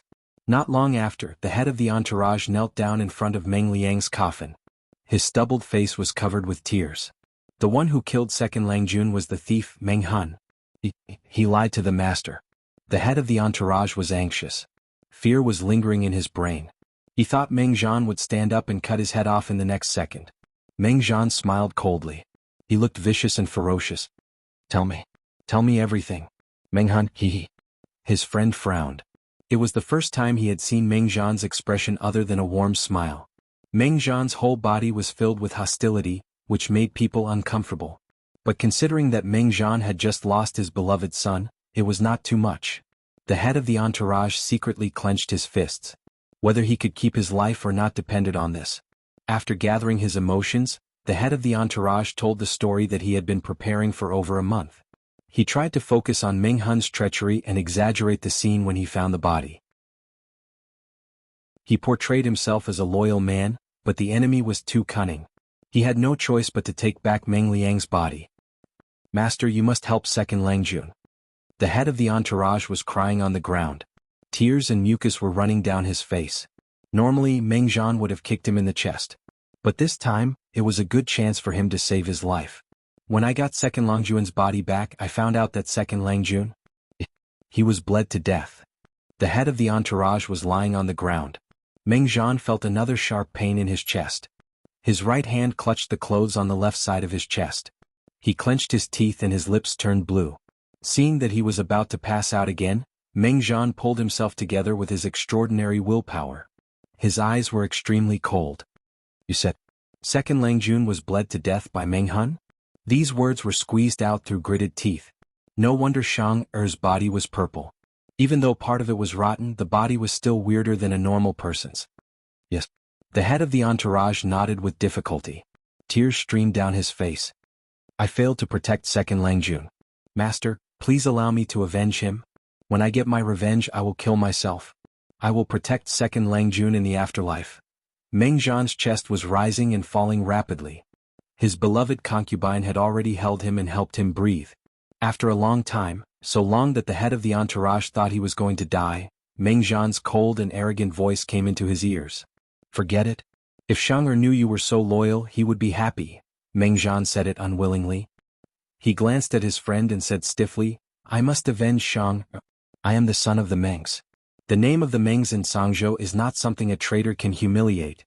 If I don't kill him, I am not a man. At that moment, the head of the entourage seemed to remember something.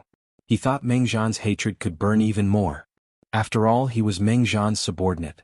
The head of the entourage knew Meng Jian's character very well. The reason why he could stay calm and spare Meng Jian's death sentence was because he was worried that there were other people around. He couldn't reveal his true nature. If his friend left after paying his condolences, Meng Jian would be doomed. So the head of the entourage played a trick. With a sorrowful expression, he took out a coarse blue cloth from his bosom and untied it. Meng Jian took a deep breath and forced himself to calm down. He asked, What is this? The head of the entourage answered, This is the evidence that the traitor humiliated the Mengs and fooled us. Meng Jian grabbed it and read every roll of coarse cloth carefully. The more he read, the more his hands trembled. In the end, he unfolded the largest piece of coarse cloth. The calligraphy on it was written in blood. It had already solidified and darkened. It emitted a pungent smell. Meng Jian's beloved concubine wanted to go closer to read it, but she was choked by the smell. Those who break their promises are the dogs of the Mengs. Meng Jian's face turned green as he read the beginning. It was as if someone had slapped him 100 times. The Mengs want to use me as a scapegoat to humiliate my wife and daughter. They will be humiliated even after they die. Meng Jian's heart sank. He couldn't believe that Meng Hun, who was only a martial artist, could see through his real intention. His hands were still shaking as he unfolded the coarse cloth. He hurried to continue reading. If you want to do this to me, don't blame me for being ruthless. If Meng Jian doesn't die, how can I face the consequences? Meng Jian's heart ached. The blue veins on his forehead bulged. His head hurt so much that the world seemed to be shaking. He spat out another mouthful of blood. Meng Jian's face was pale and he fell to the ground. The coarse cloth fell to the ground. In just one day he had spat out blood several times. His life was short because of the damage to his foundation.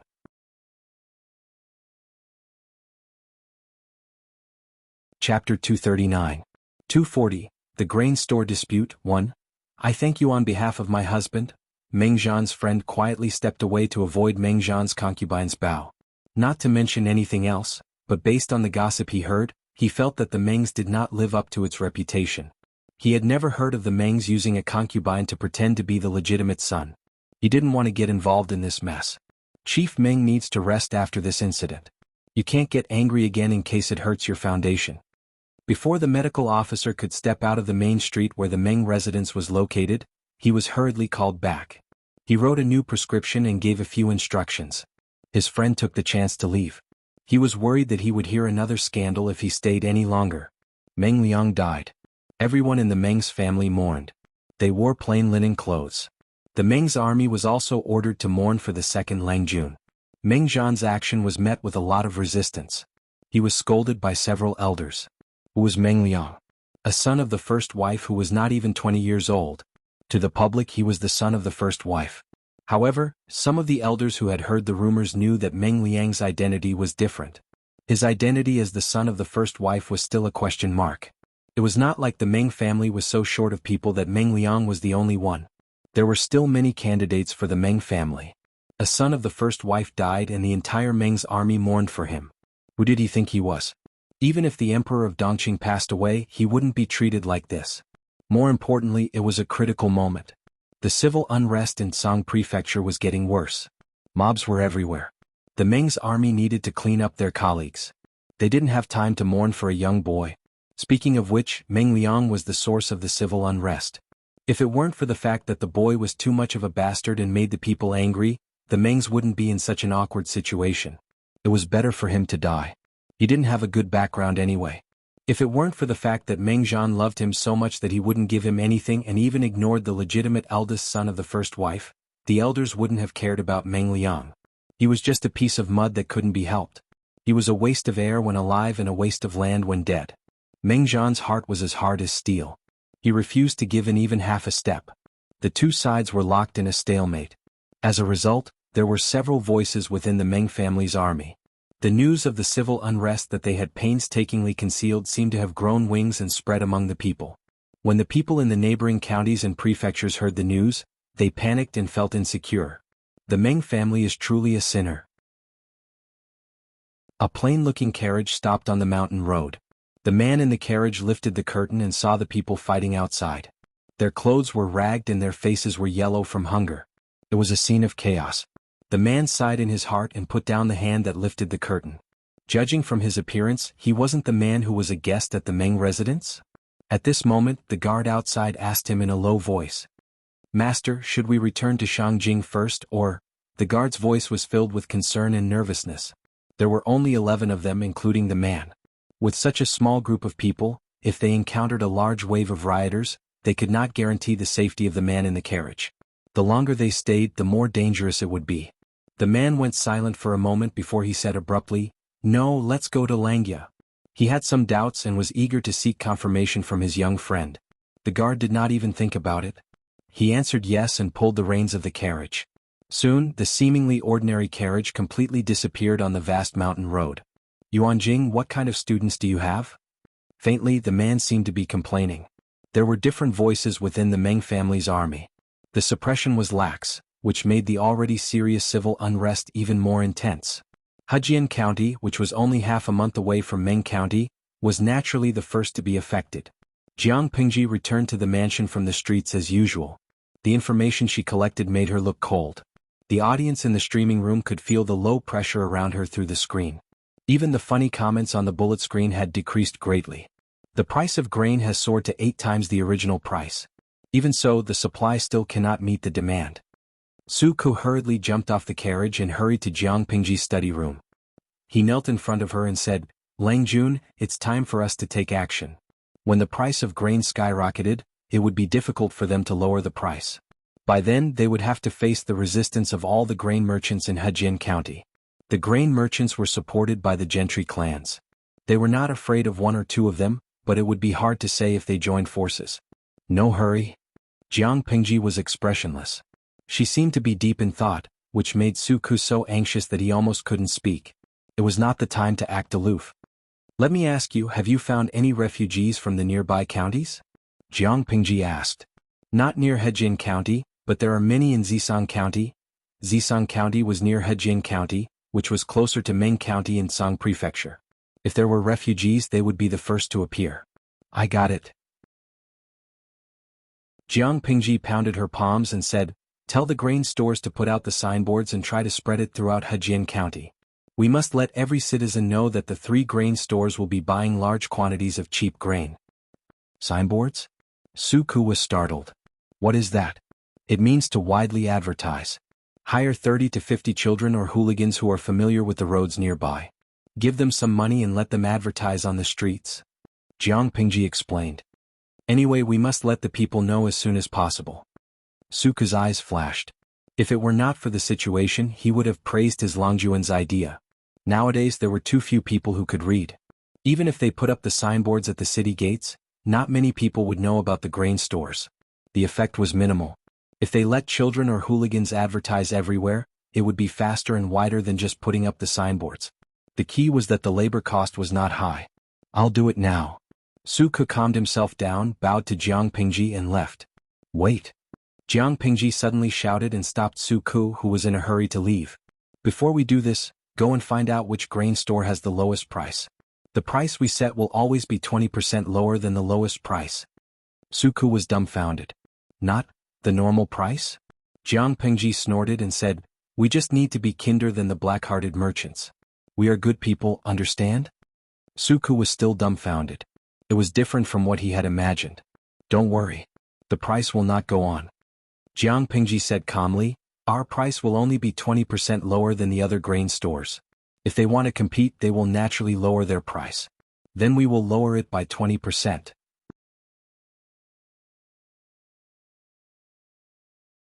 Chapter 240. When Jiang Pingji started to take measures, the price of grain had already soared to more than 9 times the price in peacetime. The aristocratic families had their own granaries, so they didn't have to worry about food and drink. Instead, they could take advantage of this opportunity to sell off the old grain stored in the granary at a high price. On the contrary, the common people had little savings and their families were about to starve to death. However, the price of grain was rising fiercely. Many people were worried about it.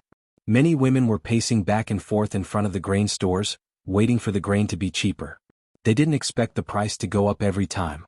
If we don't buy more, we won't even be able to afford a bucket of rice with our savings. You can still afford to buy rice? My husband broke his leg a while ago, and we've spent all our money to buy medicine for him. Today we even slaughtered the only hen that could lay eggs to make soup for him. I really don't know how we're going to live like this. I don't know what happened. Why is the grain so expensive? If this goes on, the kids at home will have to go hungry. Even if they were hardworking and capable, they had no money and no grain at home. Their families would have to go hungry. The grain store was not a charity. How could the price be lowered just because they were poor? The world is getting more and more difficult every day. A woman sighed and said, a while ago, I was helping to wash the dishes in the tea house at the entrance of the city to earn some pocket money. I heard some soldiers talking about it. It seems that there is a big mess in some county in Sangzhou. It is close to Hejian County. The proximity meant that the flames of war could reach here, and it also meant that countless refugees who had left their homes would flee here. Which family wouldn't tremble in fear when they heard about the war? If their strong young men were conscripted into the army, they might not be able to come back. As for the refugees, if people were in that state, what wouldn't they do besides burning, killing, and looting? Maybe it would be even crueler than robbing people. Many women trembled just thinking about it. At least they had some savings at home so they could buy grain from the grain store. The other poorer families could only dig weeds in the mountains and peel bark from trees. The food they ate was not even as good as the old sows in their pigsty. Should we go to other grain stores? Maybe there are cheaper ones. A woman in a dark linen robe hesitantly held a basket and looked at the grain store not far away. There were many grain stores in the city. After comparing 3 stores, there was bound to be one that was cheaper. If I had known that this would happen, I would have gone to buy them a long time ago. I thought that it was expensive back then, but who could have known that the price of grain would only get higher by the day? That's right. In the past, my husband thought that I was short-sighted and that the weather was good this year, so the food would be cheaper than before. He thought that I would wait a few more days. But now it's so much more expensive. I don't know how I'm going to survive. The women walked together, holding each other's hand, chatting with each other. At this moment, a child wearing patched clothes ran over from the corner of the street, laughing and shouting loudly. A woman raised her hand to stop the child and asked carefully, "Hey, what did you just say?" It seemed that this was not the first time the child had been stopped. He answered in a loud voice very naturally. The grain shop in the Dogtail Alley on Vermilion Bird Street is the cheapest. It's 20% cheaper than the other shops. How much is 20% cheaper? The child shook his head. I don't know. The owner of the grain shop said that it's 20% cheaper. After all, he was just a child. Suka knew that children could not remember the price of grain, so he simply asked them to remember the shortest advertisement. The women looked at each other in confusion. Should we go and take a look? They could save as much as they could, even if they had to go around half of the city. Let's go and take a look. It's not far from here. After a few words, the women had decided where to go. To attract more customers, Jiang Pingji had divided the area where the 3 grain shops were located into 3 parts. With the grain store's location as the center, the mobile advertisements in this area would focus on the grain store. When the women arrived, there was already a long queue in front of the grain shop. Listening to the people's discussion, the price of grain was still high, but it was indeed much cheaper than the other grain shops they had seen before. Well, there are no good things if they are cheap. Could it be that the grain they are selling has bugs, or something else? With their sharp ears they could hear the discussion from the crowd. Immediately someone jumped out and said, "Someone bought 2 buckets of grain. I have seen it. It's white and good." There was more than one person who was worried about the quality of the grain in the grain shop. Hearing that, he became even more worried. That's strange. Others are raising the price, but they are lowering the price. Isn't it said that merchants are black-hearted? A man who was queuing up to buy food couldn't take it anymore and shouted, "What do you know? Don't you know who the owner of the grain shop is? It's the famous Hu County chief. I heard that Hu County has so much grain that it can rot on the ground. So what if it's cheap? Don't buy it if you don't like it." Hey, why are you so blunt? How would I know that the owner of the grain shop is Lu Shi? Ordinary people might not have heard of Lu Shi, but when Hu County chief was mentioned, their first impression was that he was rich, had grain, and had a good heart. With the promotion of the advertisements, the queue in front of the grain shop became longer and longer. Many people who came late were worried that they would not be able to buy grain. At that moment, the manager of the grain shop stood out and bowed to the crowd, saying that the store had enough grain. Outside the crowd, Jiang Pingji and Su Ku were sitting in the carriage. Su Ku looked at the crowd and felt worried. There were so many people buying grain. He was worried that the store would not have enough grain. The effect of the advertisements was beyond his expectation. The queue was still growing. Jiang Pingji could see his worry at first glance. She said calmly, "For the people, the price of grain is still too high. Most of them are just watching and won't buy in large quantities. So, our store of grain will definitely last. By the way, have you prepared the people I asked you to prepare?" Su Ku cupped his hands and said, "Langjun, I have arranged everything." "Good. When there are more and more people watching, you can ask them to leave." Jiang Pingji's purpose was to suppress the grain price, not to sell the few thousand don of grain at the high price. Not only did she ask Su Ku to hire children and hooligans to act as mobile advertisements for the grain stores, but she also asked him to prepare a few people. These people were not to fool the people who bought the grain, but to sway the shopkeepers of other grain stores. Jiang Pingji started the price war. On the first day, she created the illusion that there was no limit to the grain store. Naturally, the other grain shops would be nervous. Chapter 241. To improve competitiveness, one had to start with the products themselves, the service attitude, or the price. Nowadays, people just wanted to survive. High-quality services were meaningless. What mattered most was to feed themselves with the least amount of money. Therefore, if other grain stores wanted to compete with Jiang Pingji, they had to lower their prices. Once they lowered their prices, Jiang Pingji would achieve her goal. The price war was always a trap. The party who had the upper hand would fight harder and harder. Those who tried to imitate her could only be led by the nose. Not to mention, her main goal was not to make money. If they tried to compete with her, they would definitely be cheated. The few pawns he had prepared were actually just pawns to confuse the grain shops. "Yes," Su Ku answered. Jiang Pingji put down the curtain and looked serious. She suddenly asked him, "Who do you think is responsible for this mess?" Su Ku, "The blame? Whose fault?" Jiang Pingji asked again. It seemed that Su Ku did not understand the meaning of the word blame. Su Ku thought about it seriously and looked serious. After all, it was a test given by his Langjun. If he performed poorly, it would affect his position in her heart. The time they spent together was enough for Su Ku to understand one thing. Langjun did not look at other people's conditions, only at their abilities. If he was incompetent in her heart, he would not be put in an important position in the future. However, Langjun's question was too broad. Su Ku could not answer it. "Is this question hard to answer?" Jiang Pingji asked. Su Ku quickly said, "I am incompetent, but I have some opinions about this question. On the surface, it should be the Mengs and Sangzhou that caused the people in Hejian to worry about their livelihood. But after thinking about it carefully, I think it should be more than that." Jiang Pingji did not agree or disagree. She continued to ask, "Anything else?" Su Ku gathered his courage and answered, "Maybe, it's the problem of the aristocratic families." Jiang Pingji's gaze drifted to Su Ku's face. The audience in the streaming room could clearly see Su Ku's stiff expression. "Zuizhen Beishijing, ha, don't be like this. You are scaring the young Su Ku." Steak, shredded pork, fine noodles. But Su Ku is really digging his own grave. The streamer's current identity is that of an aristocratic family. To say that all of this is the fault of an aristocratic family in front of an aristocratic family is simply asking for a beating. Lao Cg Lianming, hashtag propping chin. That's not right. The streamer doesn't like aristocratic families, okay? This answer is too broad. It's a universal answer, but what I want to know is more detailed inside information. Jiang Pingji wasn't angry because of Su Ku's offense. She was just not satisfied with his answer. Su Ku stood rooted to the ground in a daze. This question is indeed a bit difficult for you. Why don't you think about why the food supply is increasing so rapidly? Why couldn't the government take measures to protect the interests of the people? It had increased by 9 times. The few grain shops seemed to have discussed this beforehand. They raised the prices as they pleased, filling their money bags but forcing countless people to starve? Su-ku said embarrassedly, most of the grain shops are under the name of the aristocratic families. They have a lot of food and the government doesn't have such laws. More importantly, most of the officials were from those aristocratic families. Would they deliberately make life difficult for their families? Jiang Pingji didn't look happy. Even though she had achieved some results in suppressing the food price, she still wasn't in a good mood. If she wasn't in a good mood, the others wouldn't either. With that in mind, she was determined to occupy the grain market in Hejian County for the next 2 months. If you were the chief of Hejian County and you wanted to save the people, what would you do?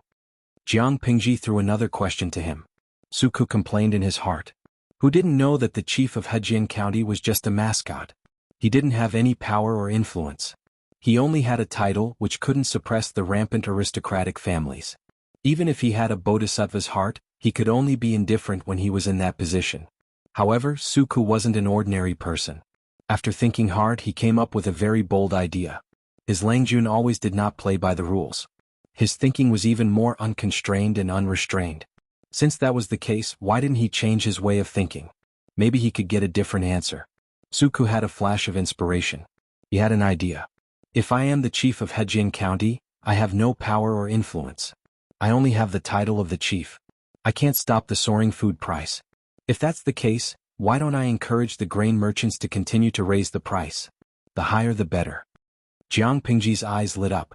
She had a faint smile on her lips. The audience in the live streaming room was confused. Didn't you say you wanted to suppress the food price? Why did the host agree with Su-ku's answer? Lao Siji Lianming, I think I understand Su-ku's idea.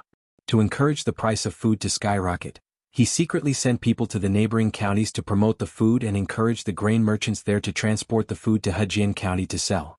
When the supply increased and the demand remained the same, the price would naturally decrease. Merchants pursued profits. That was a common saying no matter what era it was. But this method can only be used once. Jiang Pingji nodded. She was very satisfied with Su-ku's answer. After all, he was a talent that she thought highly of. Jiang Pingji hoped that Su-ku could be more useful. After all, she was in dire need of manpower. Before she could find suitable people, she could only make Su-ku more useful. At the same time, Su-ku felt a chill down his spine. He had a vague premonition. There were many customers wandering in front of the other grain stores. Even if they were not going to buy, they were all potential customers. In less than half a day, all those people suddenly disappeared. It made the manager of the grain store, who was ready to make a big profit, very confused.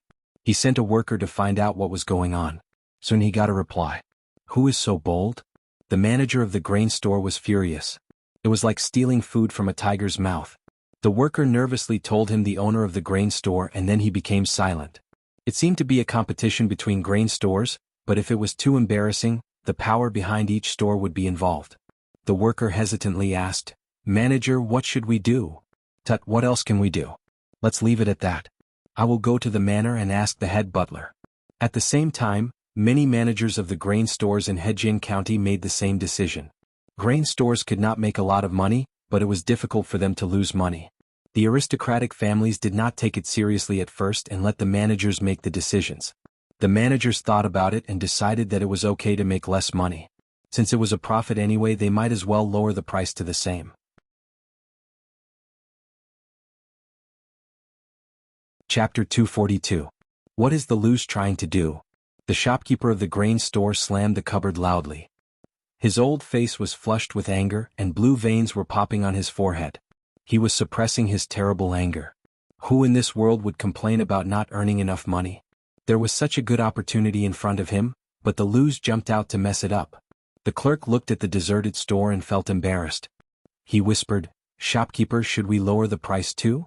If they didn't lower the price, they wouldn't be able to sell their stock. Earning less was better than not earning at all. The shopkeeper of the grain store was so angry that his beard was flying. He had completely lost his rationality. However, he did not want to be led by the nose when it came to lowering the price. We can't lower the price. The shopkeeper clenched his teeth and said, "According to the Lu's behavior, they must have a lot of grain in their warehouse.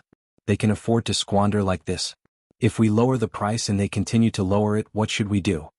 Even though the head of the family had given him the power to manage the grain store, if he couldn't make a satisfactory profit every quarter, he would be the one to suffer when the higher-ups questioned him. "Let's wait for a while and find someone to investigate the situation of the Lu mansion." The shopkeeper paced back and forth in the store with his hands behind his back. It seemed like he was going to break the tiles under his feet. The clerk asked, "Should we send someone to investigate their warehouse?" The shopkeeper was so angry that he almost laughed. He grinned and said, "Investigate the warehouse of the Lus? You." The clerk shook his head like a rattled drum. What a joke. The granary was a money box for the aristocratic families. It was related to their daily meals. An outsider was not only allowed to investigate the granary, but if he was caught, it would be tantamount to poisoning someone's kitchen. It would be fine if he wasn't caught, but if he was, he would completely offend the Lus. The clerk scratched his head and asked the shopkeeper seriously, "Shopkeeper, I know you are the smartest. Do you have any ideas?" Looking at the clerk's flattering smile, the shopkeeper raised his hand and stroked his goatee. His eyes flashed with pride. "Come closer." The two of them whispered in each other's ears. The shop assistant's expression changed from confusion to sudden realization. He admired the shopkeeper's sophistication even more. "Great idea." The clerk patted the shopkeeper's horse. "Shopkeeper, you are so smart." "What is this?" The shopkeeper felt much better and was no longer as angry as before. "When it comes to managing the county and the people, I naturally can't compare to County Chief Lu. But in terms of business, I'm afraid County Chief Lu is just a layman and doesn't know the ropes." If that person really understood, how could he have made such a mistake and tried in vain to keep lowering the price, a crude scheme that harmed others without benefiting himself? In business, business was business. Although County Chief Lu was talented, he was just a boorish man when it came to business. Almost no one would have thought that it was not Lu Shi's doing that the 3 grain stores of the Lus used the method of lowering prices to win over customers. They couldn't be blamed for the misunderstanding. Who asked the former Lu Shi and the current Jiang Pingji to dislike attending poetry gatherings? Don't think that these activities were boring. In fact, it was also an important way to promote oneself. It was the best place to show off one's talent and fame. If he didn't package himself and promote himself, how would others remember him? The former Lu Shi wouldn't have done that, but the current Jiang Pingji disdained to do so. Therefore, in the second branch of the Lus, outsiders always thought that Lu Shi was the head of the family. Naturally, he was the first person they thought of when something happened. Unintentionally, Lu Shi had become Jiang Pingji's scapegoat. In the eyes of outsiders, how could offending Lu Shi and offending Lu Shi's son be the same? Everyone bullied the weak and feared the strong. If it was the former, 99% of people would be afraid. After all, Lu Shi was not someone to be trifled with. If it was the latter, people would probably come to pressure him with all kinds of excuses. Even if they didn't torture you to death, they would still annoy you to death. If they couldn't afford to offend their father, why would they be afraid of the bastard? Of course, if they really did that, they would probably understand a principle. The bastard was even more dangerous than the father. The latter would only make you suffer while the former would directly kill you. The clerk flattered the shopkeeper. "That's right. I think so too. When it comes to making money, no one can be more experienced than you. Let's wait and see," the shopkeeper said decisively. "I'd like to see how much grain he has and how many days he can squander." Because they had more grain than they had expected, the purchase limit was not implemented the next day. Jiang Pingji coldly looked at the statistics on the table. It was the price records of 31 grain stores in Hejin County. After the first price cut, they seemed to have reached some kind of tacit understanding. Not only did they not follow suit, but they also chose to ignore the 3 grain stores of the Lus. They let their own grain store be deserted, with not a single customer coming in. They did not move at all. Jiang Pingji saw that and sneered. "You're quite calm, but that's all. If they chose to lower their prices immediately, the loss would be small. If they continued to be so reserved, she would not be polite." Early the next morning, Jiang Pingji asked Su Ku to do something for her. This, Langjun, do you really want to do this?" Su Ku's eyes widened. "Wouldn't that be too wicked?" Jiang Pingji held a roll of books in her hand. She knocked on the table and said angrily, "You saw the grand occasion yesterday. Although the people were attracted to the grain stores, not many people actually bought the grain because of the high prices. It was not that there were not many people, but it was less than she had expected. She was not satisfied with the transaction amount. Suka did not dare to respond. With the prices of the grain stores yesterday, it would be strange if there were many people who actually bought the grain. Although the prices of the 3 grain stores of the Luz had been lowered twice, it was still higher than the people's consumption level. Another day of price reduction.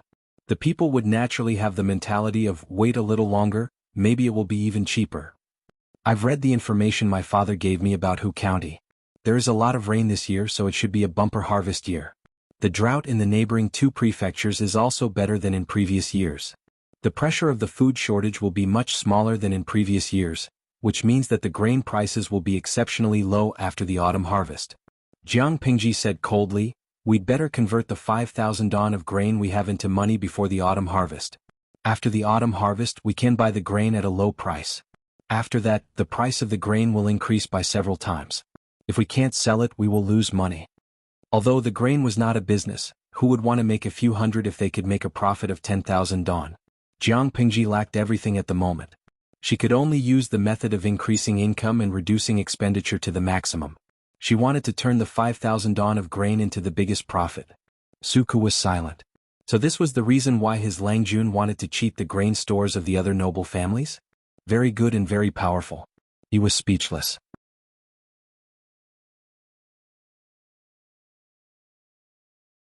Chapter 243. Excluding the 3 grain stores of the Luz, there are still 28 grain stores in Hejin County. After lowering their prices yesterday, all of them are looking forward to buying grain. It seems that they are suspicious of our grain storage. If so, why don't we tempt them to buy grain? For 1 grain store, a few thousand don of grain was a lot, but for 28 grain stores it was nothing. Jiang Pingji had carefully made a budget. She set aside a part of it for the limited purchase, and sold the rest to those suckers at a high price. Suku was speechless. Suddenly he felt lonely, like a hero who had no place to show his skills. His Langjun was too capable, and he who was her right-hand man felt sad. But, will they really do that? Suku did not know much about business, so he was a little nervous. In fact, Jiang Pingji did not know much either.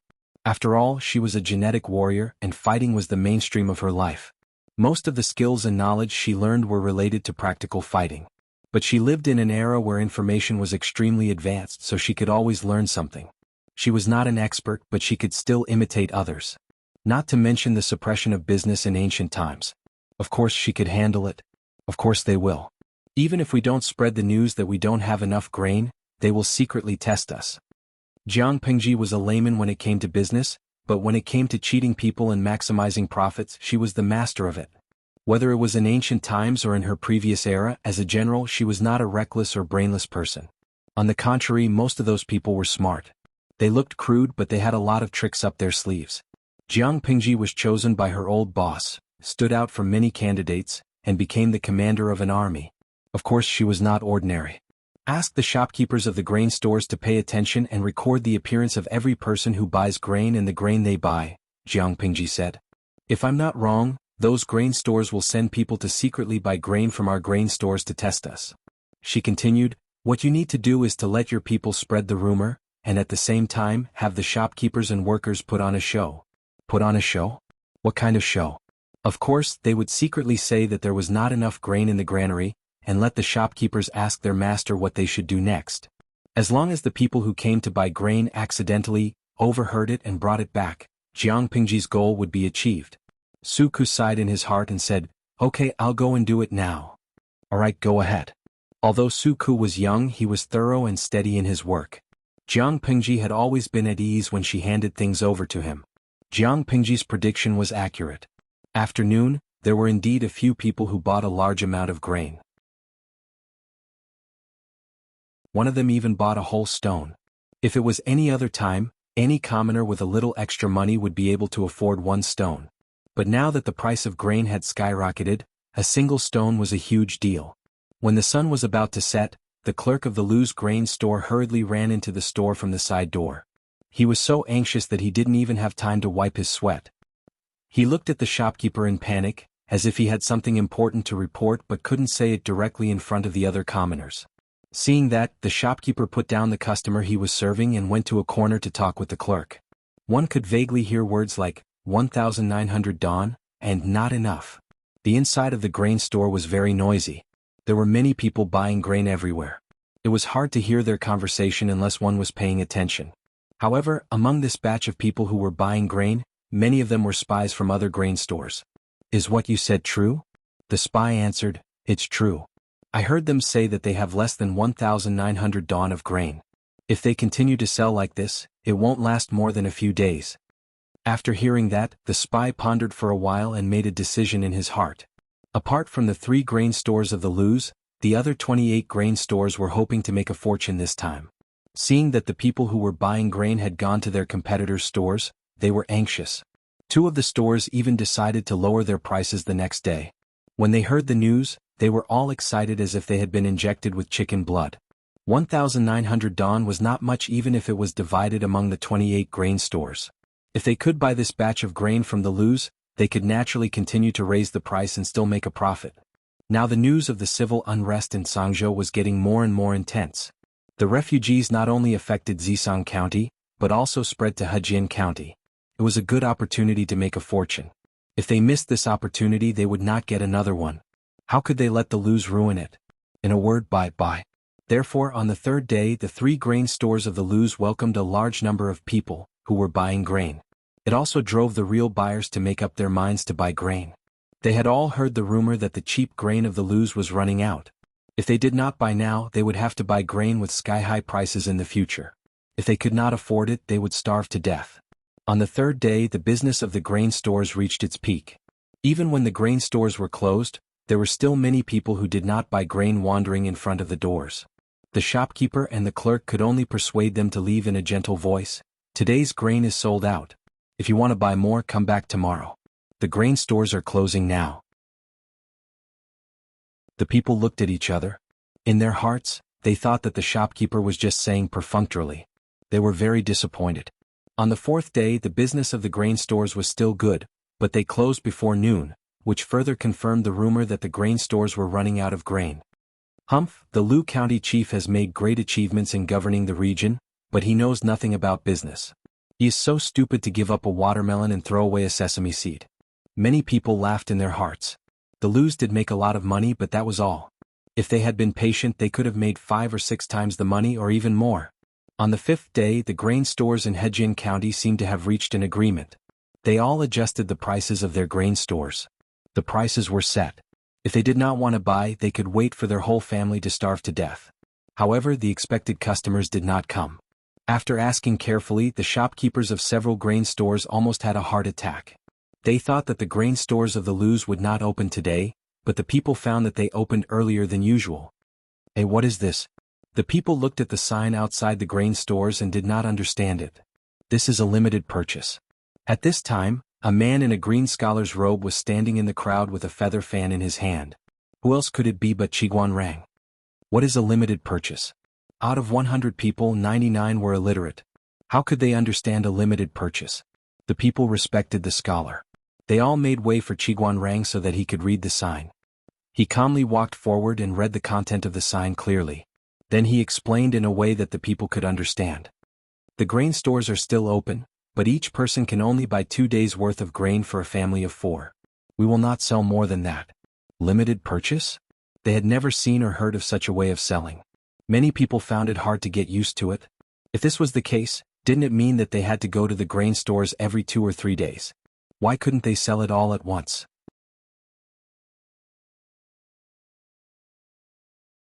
Chapter 244. Although there was cheap food, there was still a restriction on the purchase, which made many people feel disgusted and repelled. Hejian County was not a big place, but it was not small either. It was really troublesome to go to a grain store just to buy 1 or 2 days' worth of food. Is there no food in your store? Why do you want to limit the purchase instead of making money? A man's voice came from the crowd. He was wearing sackcloth and his hair was tied up with straw rope. He looked like an ordinary farmer. At this moment, the people gathered in front of the grain store seemed to have been enlightened. They started chattering. "It's okay if there's no food. Why are you tormenting us? There are other stores in Hejian County that sell food even if you don't sell. The world is not safe now. What if you run into bad people when you travel so far just for a little food?" What he said was exactly what many people were thinking. They were even more worried. That's right. Taking the risk to travel so far away for such a small amount of food, isn't this harming others? Yes, do you have food or not? Give us a definite answer. If you do, sell it. If you don't waste our time. We can buy from other stores. If we are delayed by you and the price of the food rises again, will you be responsible? You are so evil. I don't see you selling it much cheaper than others. Why are you playing these tricks? Are you going to sell it or not? If not, leave. Many people in the crowd shouted. They were all pointing at the grain store and trying to shake the people's hearts. Chiguanrang stood calmly at the side. Others might not be able to tell, but he could tell that those who were trying to sow discord were not malicious.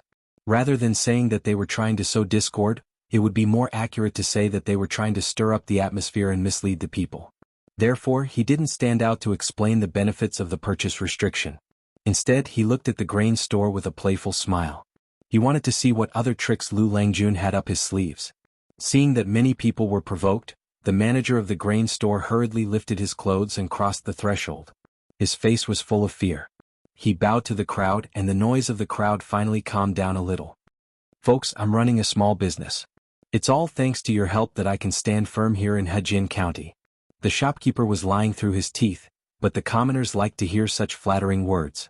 Their emotions were once again comforted. Who doesn't know how to say nice things? Do you guys have any food here? It wasn't easy for me to gather enough money to buy more. Why are you trying to limit the purchase? Are you trying to offend me on purpose? Someone in the crowd spoke up with an unreasonable attitude. The shopkeeper was so busy that his forehead was covered in hot sweat. He smiled bitterly and said, "My fellow villagers, your words are harsh. My store had originally set up this limit for the good of everyone. Why is it that in your mouth it's looking for trouble? Of course we have plenty of food. Then why did you set a purchase restriction? Do you still want to do business?" Before the shopkeeper could finish his words, he was interrupted by the voice again. At this time, the crowd faintly sympathized with the shopkeeper. His service attitude was quite good and he was humble as well. Unfortunately, he had encountered someone with a bad temper. How pitiful was he now? Of course we want to do business, but we can't not limit the purchase. The shopkeeper bowed again and said seriously, "Nowadays the world is not stable. Who doesn't want to fill their own rice tank to the brim? But recently the price of food has skyrocketed. My fellow villagers have also seen it. You know you're selling at a high price, but you don't know how to sell at a lower price. Who are you trying to fool?" Chiguanrang listened to the conversation between the shopkeeper and the shill and almost laughed out loud. Lu Langjun was indeed a clever person. The other party even dared to use such a despicable method. The shopkeeper patted his chest and said to the crowd, "You can't say it like that. Who doesn't want to earn money when doing business?" The crowd listened quietly. The shopkeeper had already memorized the script in his heart and spoke passionately. But business has its own rules. This kind of act of looting a burning house is not something that my store will stoop to. But why is it still marked at such a high price today? It's because we have no other choice. Everyone think about it. If my store continues to sell at a low price, will the villagers buy more, or will the people who want to take the opportunity to make a fortune buy more? Yesterday my store and the other two stores sold a total of 2,000 dong. Sold for 2,000 dong? This business was not bad. Since there was so much surplus, why didn't they sell it or limit the purchase? Everyone was confused, but some people already understood what was going on. They guessed that the 2,000 dong were most likely bought by those who wanted to store food and not by the people who really needed it. If we continue to sell at this rate, in less than 7 or 8 days, our store's granary will be emptied. The shopkeeper's words sounded weak.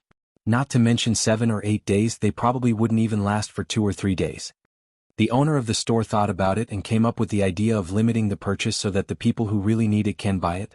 After limiting the purchase, the price will be lower than it is now.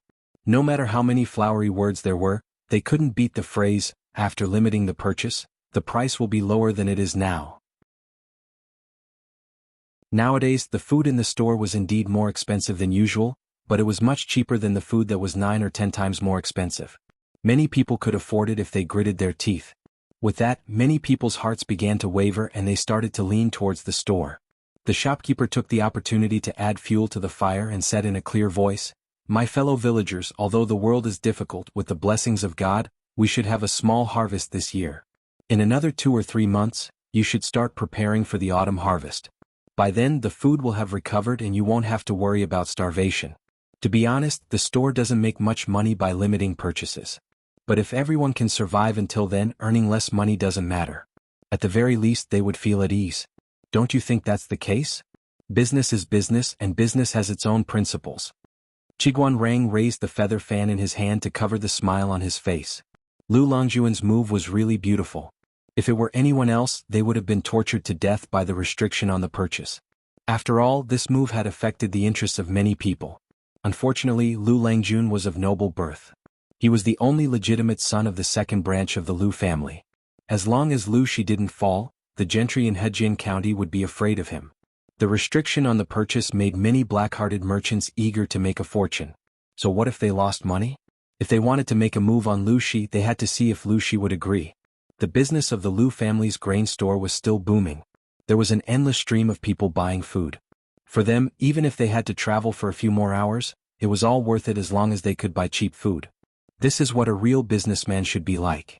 Many people sincerely exclaimed, especially when they found out that the other grain stores didn't lower the price, but instead raised the price. They admired them even more. Lanting, this is what you call gaining both fame and fortune.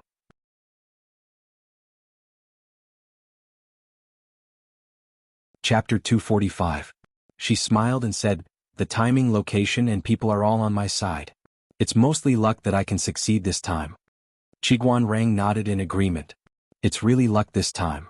If Lu Shi was not in the Lus but in Hu County, Jiang Pingji would have to go through a lot of trouble to succeed.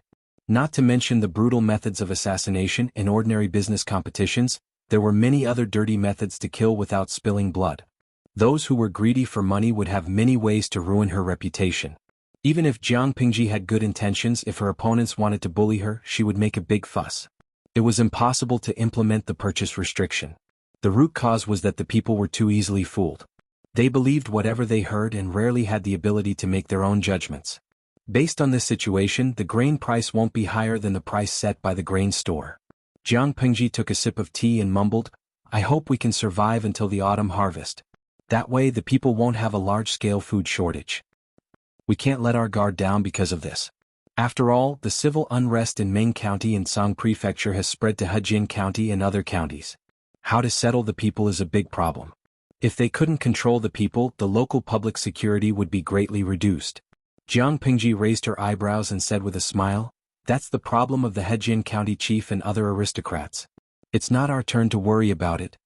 Qiguan Rang choked. They were both commoners without any official titles. Why would they worry about such things?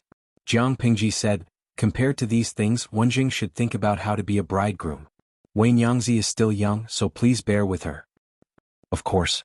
Qiguan Rang's expression softened a little, revealing a sense of warmth. Jiang Pingji teased Qiguan Rang, and the latter reacted accordingly. On the other side, the streaming room was a bit gloomy. What? Because Jiang Pingji did not play by the rules. She traveled from the stars to ancient times to be a streamer, so she could be considered a time traveler, right? According to the usual plot of transmigration novels, as long as there was a decent man by her side, he would have a different kind of feeling for her. There could be only one male protagonist, but the friendly male supporting characters had to be from the second row to the third row. After watching the streaming for a few months, only a few men appeared and only a few of them were attractive. Qiguan Rang was getting married. Brainless smashing jar. I'm not happy. I thought that Qiguan Rang would be the streamer's CP. Sparks of love could be ignited between them. They usually get along quite well. I didn't expect that Qiguan Rang would really get married. It's so frustrating to choose the wrong CP. Hey Yida, I remember that Qiguan Rang is now married for the second time. How do you think he and the streamer are a good match? Cafeteria Daff and Auntie, #rested chin. Although I quite like this style, I feel that Qiguan Rang is not suitable for the streamer. Their personalities overlap in some areas and they are birds of a feather. They are more like bad friends. Moreover, the streamer is so young. That's right, although I don't know how old the host was in the past, she looks like she's 12 now. She'll only be 13 next year. Chun Lai, starting from 3 years, the highest penalty is death. Raising a chestnut, 3 years of hard work, the death penalty is not a loss. Heart as clear as ice, #rested my chin on my hand. Although the lowly love of the uncle was not bad, I liked the childhood sweetheart even more. Jinyan Dajiba, I like Suku more. I don't mind the CP of a loyal dog and a Tsundra master. Zagwoj Chestnut, according to what you said, the young man named Hanyu is also not bad. He and the streamer are a happy quarrelsome CP.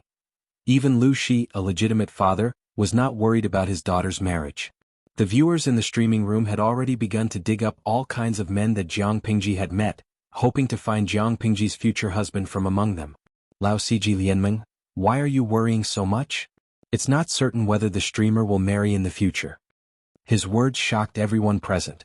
The viewers in the streaming room reacted one after another. According to Jiang Pingji's character, there was really no need to worry about that. Lao Siji Lianmeng, in my opinion, the men you mentioned are not a good match for the streamer. First of all, they are a few years older than the streamer. According to the ancient tradition of early marriage and early childbirth, when the streamer is 17 or 18 years old, they are either married or preparing for a second marriage after their wives pass away. Do you think the streamer will be a mistress or a second wife? The viewer's words made many people feel uncomfortable. Just thinking about that kind of scene was enough to make them feel sick. The streamer's excellence was obvious to all. Wasn't it because of Jiang Pingji's charm that many viewers followed her for so long? If even such a person had to be a mistress or a second wife, it would be like eating delicacies that had been left out overnight. Lao Siji Lianmeng, the streamer still has a long way to go. It's too early to talk about relationships. The world is so big. There will be more outstanding people. Why should you limit your vision to a few people? Qiguan Rang will not be the streamer's CP. They will only be good friends. Although Jiang Pingji did not care about the bullet screen in the streaming room, Lao Siji Lianmeng did win her heart. While paying attention to the bullet screen, she chatted happily with Qiguan Rang. Will Lanting go to Shangjing with Lu County Chief soon? Qiguan Rang suddenly brought up the topic and said regretfully, I thought I could invite Lanting to the wedding, but it seems that we are not fated to do so. Well, it's time to leave. The Mengs are going to investigate soon. Although I am confident that I am clean and did not leave any clues, it is hard to say that the Mengs will not suspect me. Jiang Pingji shook her head and said, not only that, my father and Mr. Wei Yuan have recommended me to study in Langyi. I will leave here sooner or later. But I can't be there for your wedding, but I will send the gift. It was time to go somewhere else to avoid the storm. Han Yu had said that Jiang Pingji would not be able to find anything if she went to Langyi County because Master Yuanjing was going to take his students to Shangjing to participate in the evaluation. Lu Shi was the general evaluation officer of this year. Jiang Pingji would be going to Shangjing with him and she would meet Master Yuanjing. Qiguan Rang sighed with emotion. I don't know when we can meet again. Jiang Pingji smiled and said, when I need you. They looked at each other and smiled. At that time, Qiguan Rang would also join them to make trouble. But before that, she had to find other talents. She couldn't rely on Su Ku alone. What if he got sick from exhaustion? Not to mention how furious the shopkeepers of the other grain shops in Hejian County were. After some publicity, the price of grain in Hejian County had gradually stabilized. Although it was still more expensive than usual, ordinary people could still afford it, and their families would not starve to death.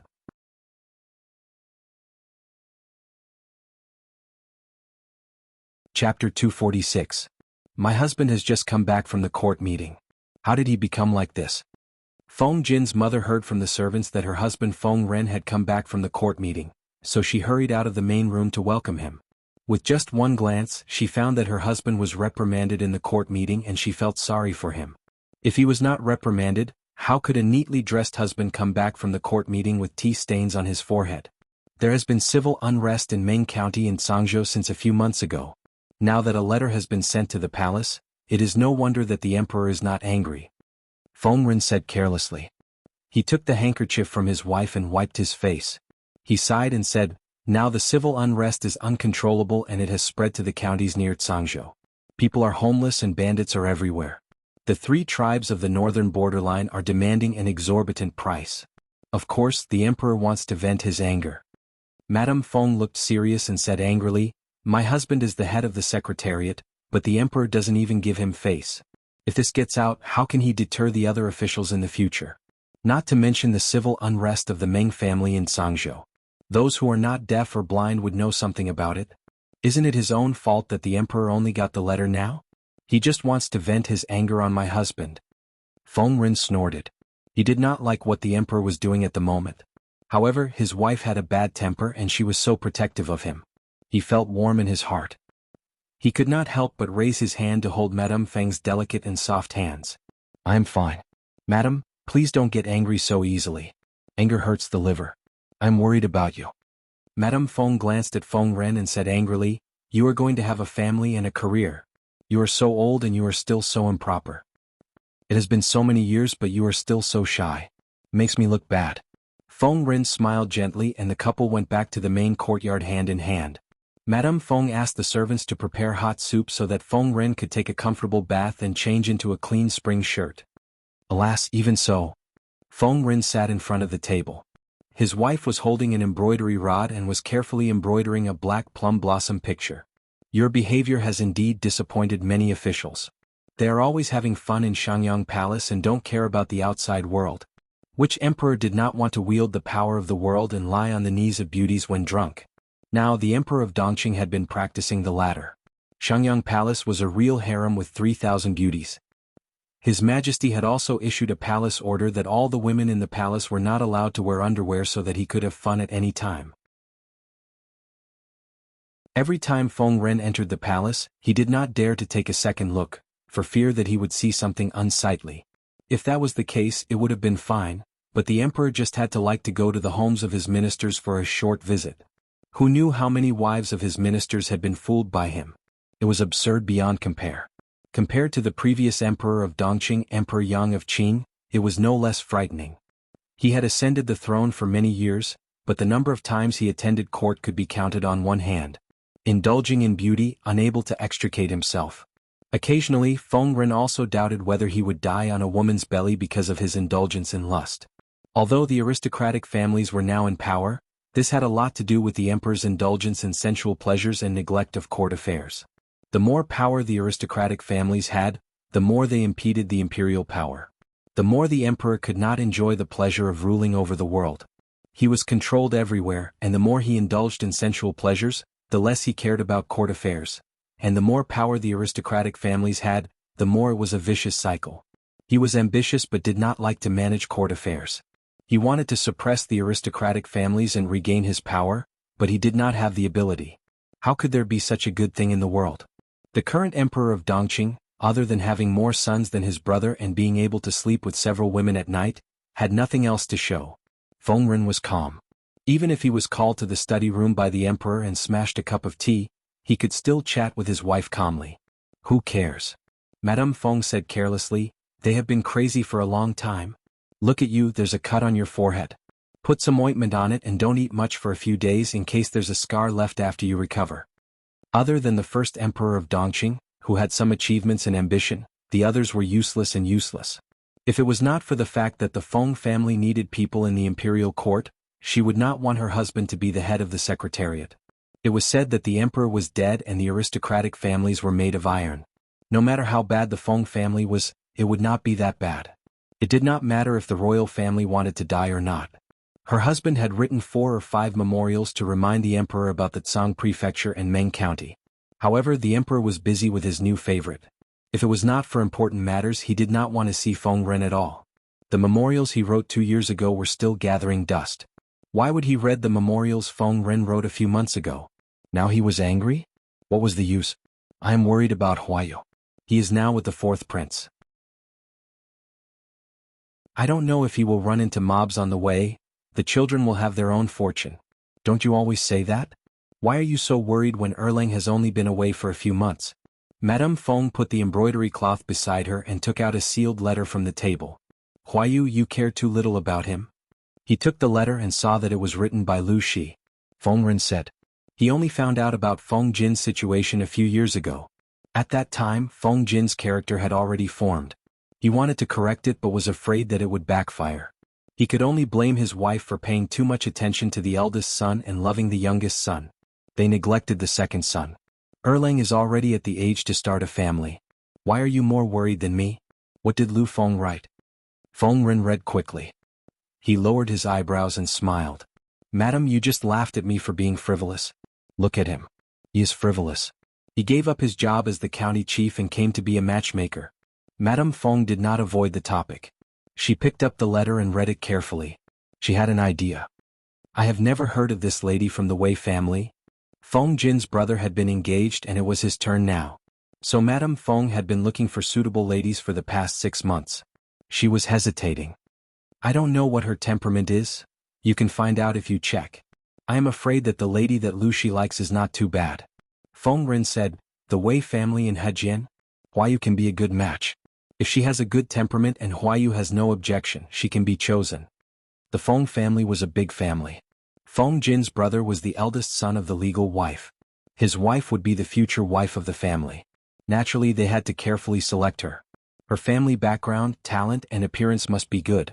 But Feng Jin was the second son of the legal wife, so the requirements were not so strict.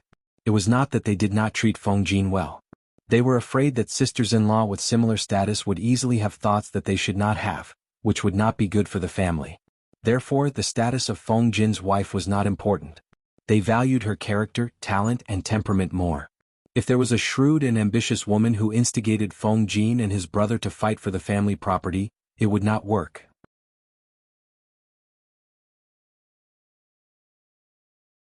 Chapter 247.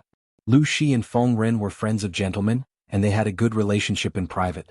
They usually talked about their literary ideals and political affairs. They rarely talked about their work.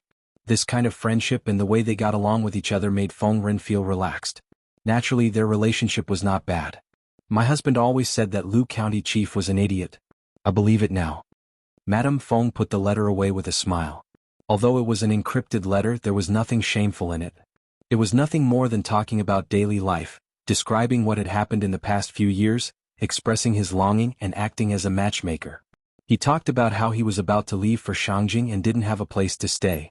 He asked Feng Ren to help him arrange a place so that he wouldn't have to sleep in the open. The content was humorous. It didn't sound like the tone of the famous Lu County Chief at all.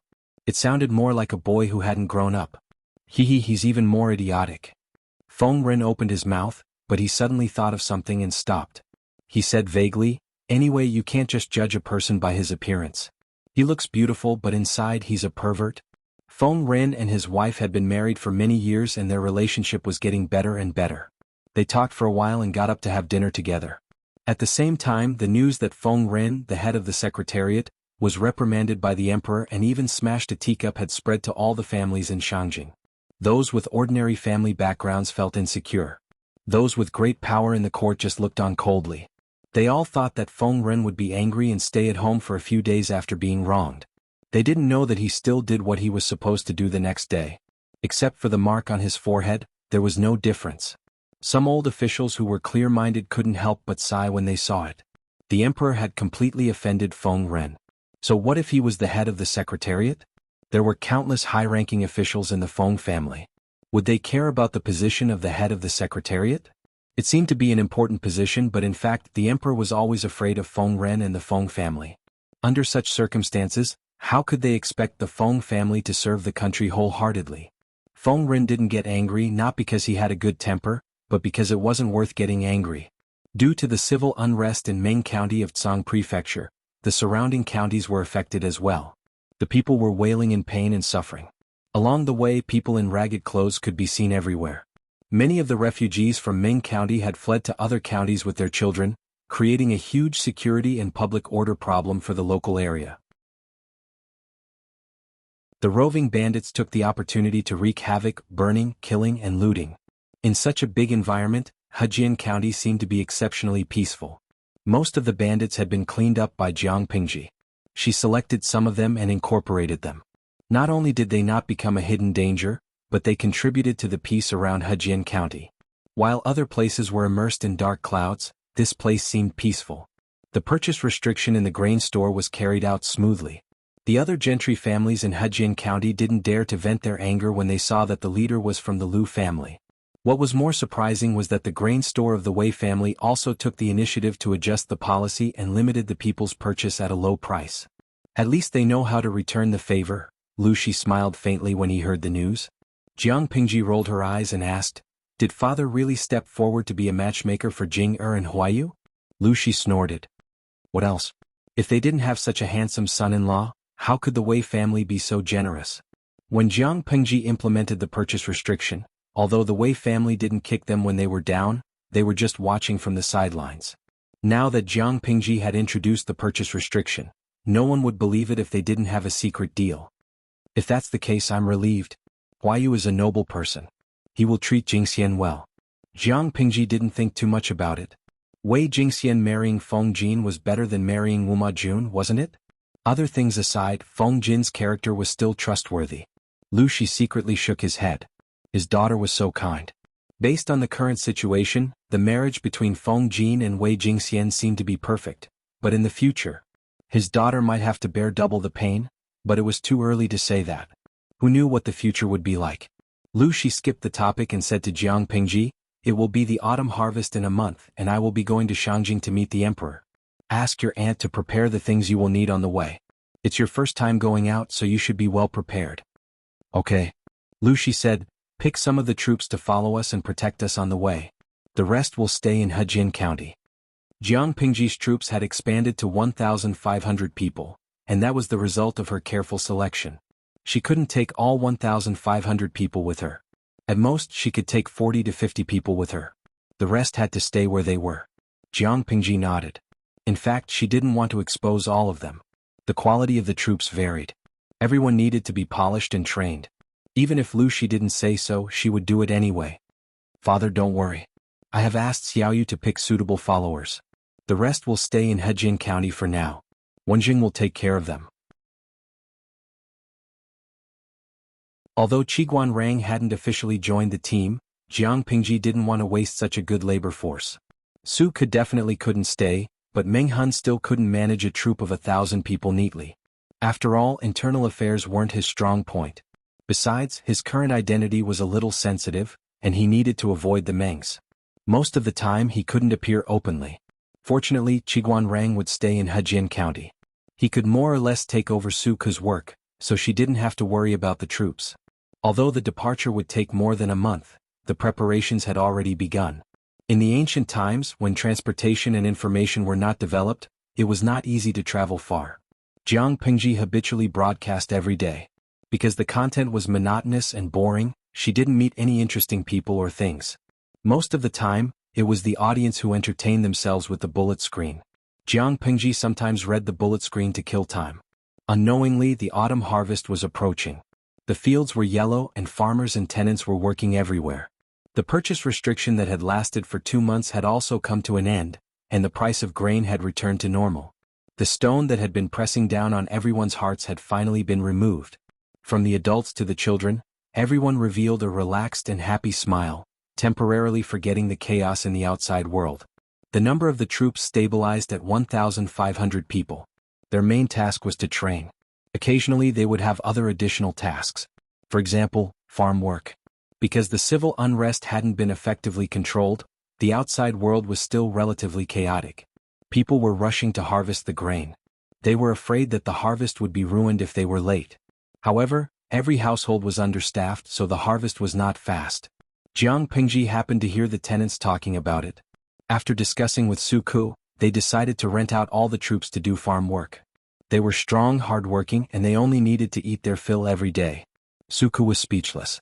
He really didn't want to say that he knew this handsome Lang Jun.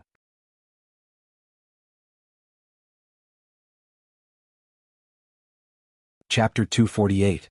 Lang Jun, you mustn't. Suku moved quickly, intending to stop Jiang Pingji, who wanted to help. It was not that he thought she was a noble person and could not work like a farmer, but that he was busy enough and did not want to add to the mess. Jiang Pingji turned her head and asked Suku in confusion, "Why are you stopping me? There are no monsters in the fields." At that moment, the audience in the streaming room had started to become teachers, teaching Jiang Pingji how to do farm work. Even if she did not know how to do it before, she could now follow the guide given by her friends in the streaming room. Suku was looking down on her. Suku was speechless. After a while he said, "Lang Jun, you are a noble person. How can you work like a peasant?" Jiang Pingji tilted her head and looked at him with a faint look in her eyes. "Speak like a human." Suku's face turned green. After a while he said, "We are busy with the autumn harvest. Lang Jun, don't add to the mess." Jiang Pingji was speechless. She did not want to look at the ha-ha-ha on the streaming screen. In the past it was always Suku who felt sorry for him. This time, it was her turn to feel sorry for him. "Lao Siji Lianming, ha, light a candle for this honest boy." He actually said that. "Zuizhen Beishijing, I was drinking and almost choked." Suku was looking for trouble. Even if he thought that, he could not say it out loud. I think the streamer's expression is about to change. Hey young man, you have to be careful. He is going to make things difficult for you. Mo Huashi, hashtag propping chin. Suku is not following the routine. According to the usual routine, he should be secretly moved. After all, the streamer was willing to put down her pride and work in the fields. It was a necessary quality for a wise ruler, but he actually despised the streamer. Yun Chi Mao, do any of you remember the streamer's background? Speaking of which, did she still see crops in her era? I really wonder if the streamer knew which were grains and which were straws. Jiang Pingji was shot in the knee. She had indeed never seen real crops. It was like the audience in the streaming room had never seen a pig run, but they had eaten pork. But they could not look down on her knowledge just because of that, okay? Host V, don't you have the bullet screen to guide us? Lao Ciji Lianming, most of them are from Baidu. I don't know if they are useful. Jiang Pingji was speechless. Nai Bao Bao, actually I'm curious. Agriculture still existed in the host's era, right? Fully automatic machines are used for harvesting? Jiang Pingji stared at Suku silently, but he didn't budge. She squatted on the ridge of the field and looked at the farmers who were working. It looked like he was defeated, but he was actually chatting with the audience in the live broadcast room. Host V, do you know what it means to be a farmer in my time? 2 words, rich. The viewers in the live stream room expressed their shock and sent a series of exclamation marks. How much money can you make from farming? Jiang Pingji thought about it and used a very vivid metaphor to give them a general idea. Host V, all of you have seen the Great Universal Geographical Map of Dongqing, right? You know the approximate size of this country. The audience in the live streaming room expressed that they knew about it. After all, the Great Geographical Map of Dongqing was hanging in her study room. It was hard not to see it. In terms of land area, it was about 1/6 of their era's Hua Nation and slightly larger. This was the result of a data guru in the live broadcast room after combining the various data provided by the host. And then? Host V, it looks like a large land area, but it's about the size of a small or medium-sized farm. In other words, the land area of the Emperor of Dongqing is less than that of a small or medium-sized farm owner in her time. The audience in the live streaming room, Lao Ciji Lianming, I may have drunk fake wine and watched fake live streams. I suddenly can't look at the term farm owner. Xiao Gue, can't look at it directly +1. I suddenly feel that my family's rural household is suddenly much more lofty. Moonlight Treasure Box, can't look at it directly +2. The urban household is trembling. A farm that was 1/6 of the land area of Hua Nation was completely unimaginable. However, would a farm owner be able to manage such a large farm? He should be able to, right? But they couldn't imagine what it would be like. Lao Ciji Lianming, wait a minute. I seem to have analyzed a very scary fact. If there were such large farms in the host's time, obviously the earth could no longer meet the needs of the farm owners. Would there be the existence of agricultural planets? In other words, the host's time was already interstellar. Just like what many interstellar novels imagined, there were many planets in the universe that were suitable for the survival of living creatures. Some planets were specially divided for farming, which gave rise to such terrifying farm owners. The audience in the live streaming room were all excited after being reminded by him. Jiang Pingji didn't know what they were excited about. She quietly looked at the 2 or 3 tenant farmers who were working together on a piece of land. The audience in the live streaming room couldn't imagine how the farm owners in her time managed such a large farm as Dongqing because they had never seen it with their own eyes.